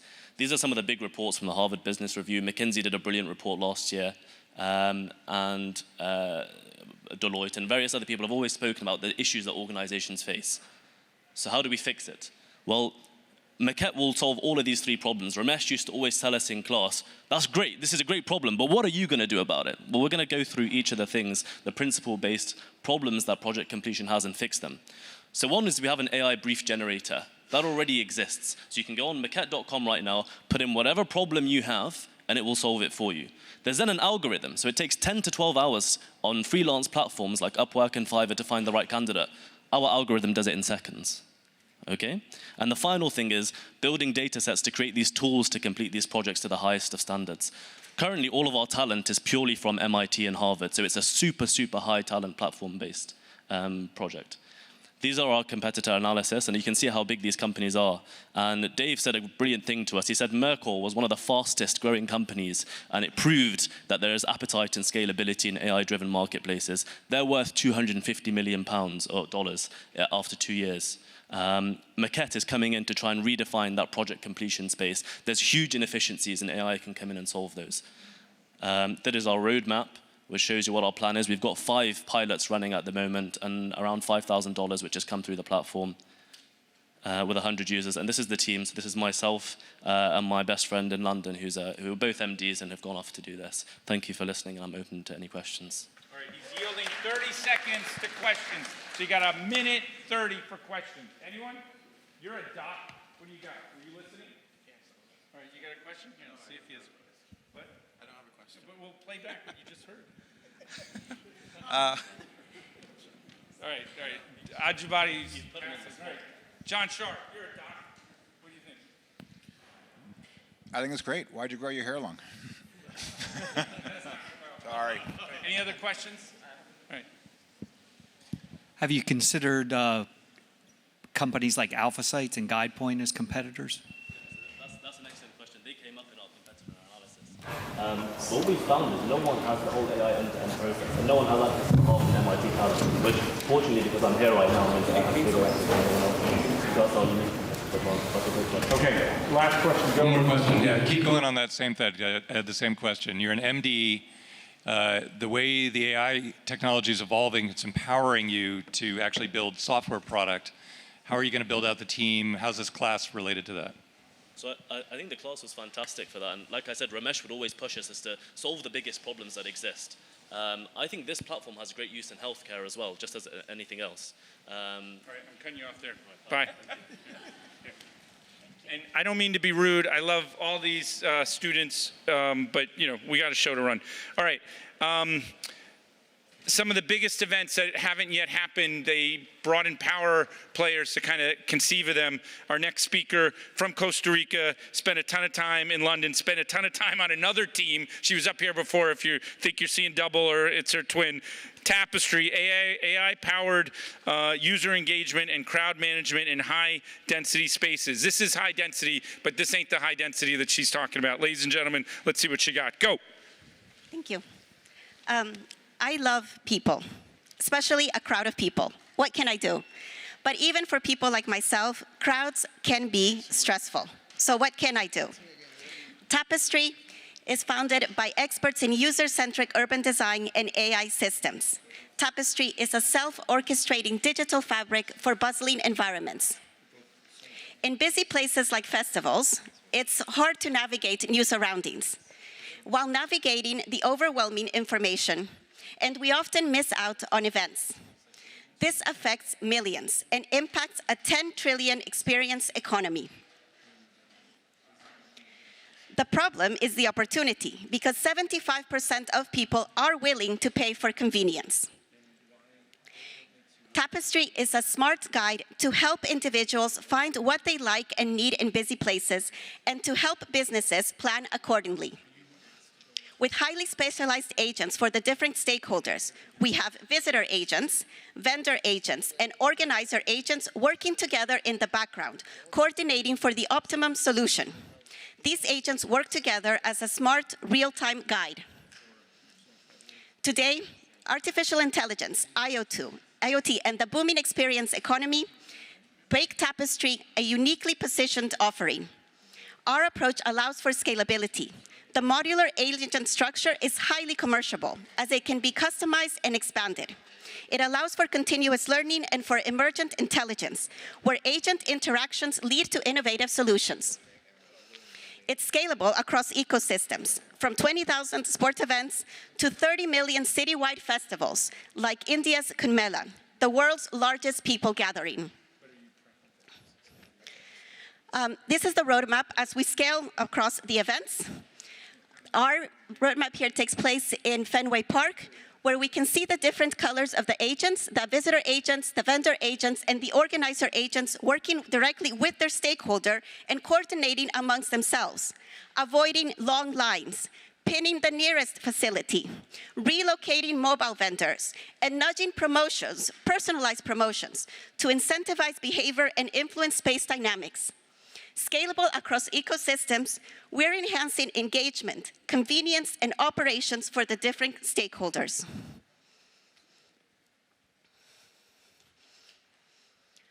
Our team holds a deep expertise in built environments and AI systems. I'm Maria, designing for 15 years for people, understanding how we perceive and navigate our surroundings, and my co-founder Luis holds 13 years leading AI-driven logistics. We're interweaving intelligence into the fabric of bustling environments. We want to grow from 30,000 to 30 million. We're excited to be part of the MIT Combathon, supporting an AI-first Kumbh Mela for 2027. Quick question. Your co-founder is. Thank you. Thanks. Wow. So your co-founder, it says CTO of something else right now. Is Yes. he really? Where is he now? And He's in Costa Rica, and we've worked on 2 previous projects together over the past 10 years. He's joining for sure. Yes, he's joining. We got into the MIT Fuse Accelerator. We're going to pivot and do an MVP and test with everyone here on campus. So he'll be here in January. All right, go. JP, has big connections in Columbia University. He represented Columbia University at the inauguration of Sally Kornbluth at MIT. Thank you, John. So great demo. I want to know a little bit more about your go-to-market strategy. Yes. So we want to position ourselves with the smaller ecosystems. We're starting here with MIT. We're going to be working over the course of the spring term to develop a pivot scheme and sort the MVP here on campus with the event calendar and the different university students and scale up gradually. Okay, exit that way. Go. All right, do it with me. Number one. All right, doesn't mean this is the number one team. That you could decide that, but you got to hear it. Just means this is the last one. So one of the co-founders was the Ministry of Science and Education for his whole country of 20 million. They launched Yuri Gagarin into space, Kazakhstan. The other one is from Nigeria. They have 220 million people, few more, and they have 235 different languages. These two have teamed up to create an AI-powered website. Has to do with avatars and agents. I know Mark Benioff put something out, kind of like punching Microsoft in the gut, saying, "Hey, agents are the future. You have it wrong with OpenAI and stuff." Let's see what these guys have to say. This is number one. And then the fun is just going to begin. You get to go around and meet all these teams. Who's excited to meet a team? Right? Who's going to ditch out of here, just take a slice of pizza or whatever and get out of here? No, price of admission is you get to meet these people. And I recommend getting their autographs because some of these people are going to be household names that you're going to want to say, I was there when they were nothing and turned into something at this juncture of their lifeline. Ladies and gentlemen, number one. Hello, everyone. Does it work? Okay. So don't you think that in the era of AI, traditional websites are already outdated? Me and my co-founder, Bernard, we believe so. We see that traditional websites are outdated, inefficient, and time-consuming. Because any user, when they visit any website, they usually looking for a specific piece of information. But with all this data overload, information, news, they get lost. Or they spend too much time to find a specific what they are looking for. So we're improving this human and website communication. We believe that web pages in the era of AI will transform to personas where web pages can talk with their users, provide information in an efficient manner.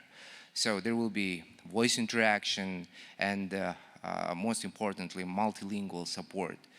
And also, it is very important to note that it will be accessible for visually impaired people. The market is growing. We found data that in the next 10 years, this market will grow 10 times. So now, I would like to give the floor to my co-founder, Bernard. All right, thanks. So at AIWeb, what we're essentially looking at is transforming web and web interactions. We think there is no better time, such as now, to use AI to interpret what web used to look like and bring it to the modern age. My personal experience is coming to MIT. I wanted a particular grad program that was tailored to my own experience, and I ended up spending about 2 hours. And I think it's the same experience for everyone at MIT. We have so many resources to consume from. Is there such a way that when I need information, I can just go on the website and ask it for information, and it generates my information without being another open AI? This is what we envision that the new website would look like. I'm happy to show you. At any point when I need information, I just go on the website and I make an ask, and he's able to give me that information in real time without giving me multiple links. We are the right team to build this. We both are Sloan Fellows, and we have experience in tech and education. Our ask is that we're looking for more technical founders and visionary investors that see the future in different ways, from static websites to websites that have persona. Please join us. Thank you.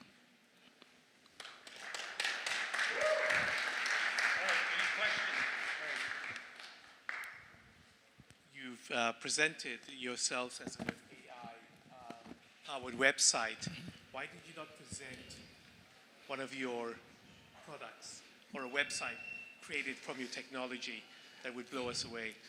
Okay, so up until this morning, our initial version demo wasn't working. So what we could do was just to video this and have this up. But like, we're happy to take your question if you come to our stand. We'll show you what we have working. Yeah. Okay, so exit. Thank you. Great job. All right. So like in Spinal Tap, let's go to 11.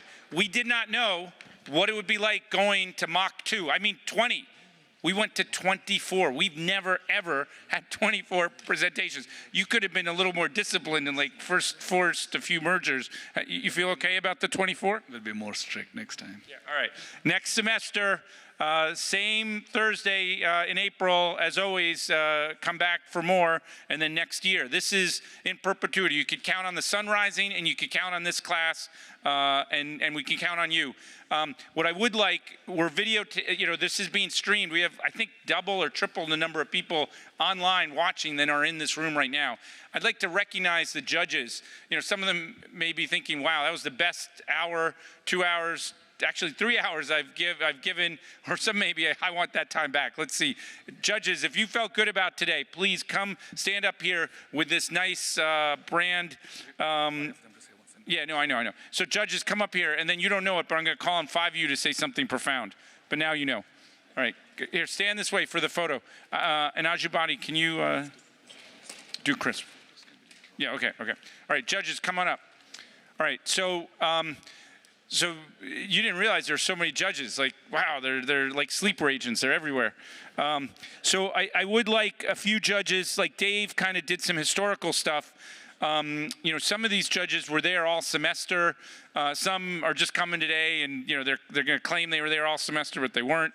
We know who you are. No, but this is a cross section of society, and these are people that can help in terms of talent, funding, all sorts of stuff. There's a cooling off period where none of these people can invest for a bunch of days, and that's something that we really respect, and that's part of how MIT operates. But let me call on 3 people just to say something profound.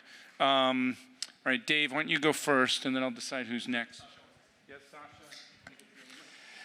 All right, so we're living in this accelerated time window that's like no time window I've seen since the internet was invented in kind of the window of 95 to 2000.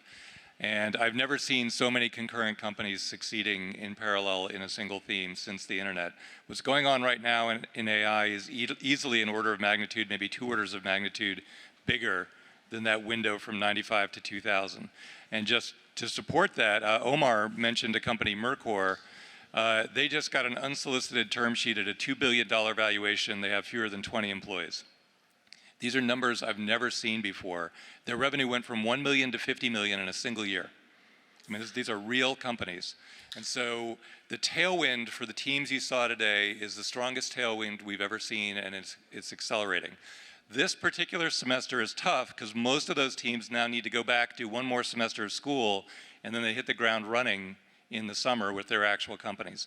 So my charge to the companies is, you have now, coming into the holidays, you don't have time for the holidays this holiday. You need to run like hell.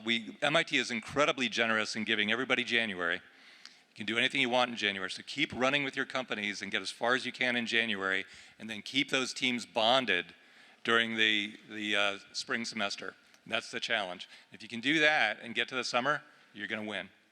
Yeah, I noticed OpenAI said they're going to launch something every day the next 10 days.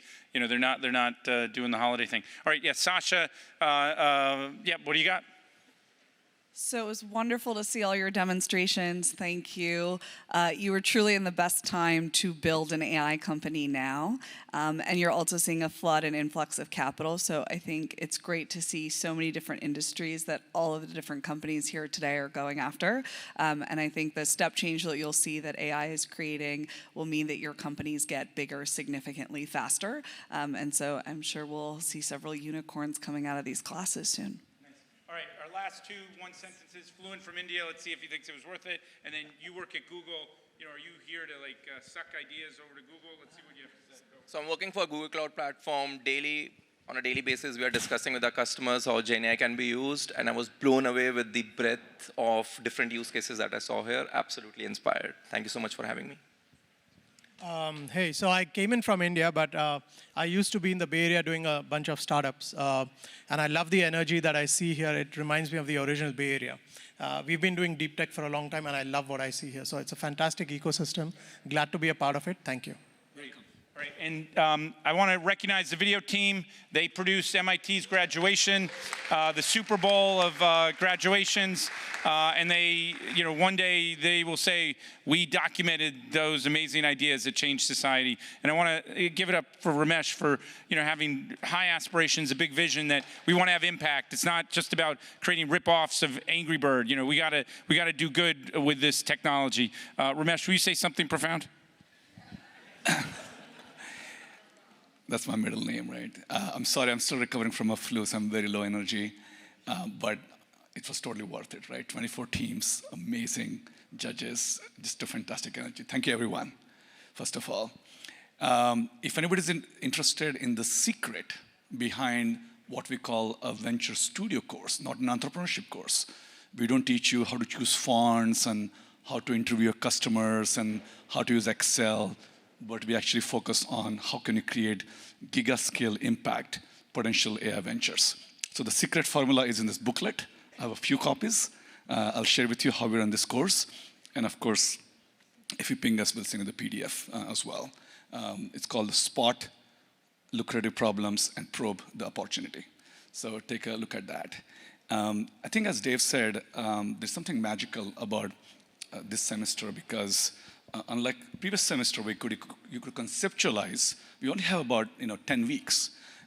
It's amazing, this 70, 80, almost 100 students and the extended community of about 140 total people in these 24 teams. They have been working nonstop for the last 10 weeks. And in previous years, the best they could do is build a concept or take it forward. But what's really heartening to me, makes me really emotional, is they have been able to build solutions and demonstrate them from an idea that wasn't even well flushed out 10 weeks ago to something that's out there. So I really want to congratulate all the teams for really taking it all the way this time. Thank you. And then finally, we have somebody here from Google. We have other entities. They're going to be very cautious. They're looking at all of you. And I think there's something amazing happening here in Cambridge in 0 to 1 through 9 and beyond. So I think this is really a moment. If you're doing anything else in life, whatever your other passion may be, it's time to take a pause and think about what are we going to do with this intelligence revolution and how are we going to create giga-scale impact. So we hope to see you next semester and continue this tradition. Thank you.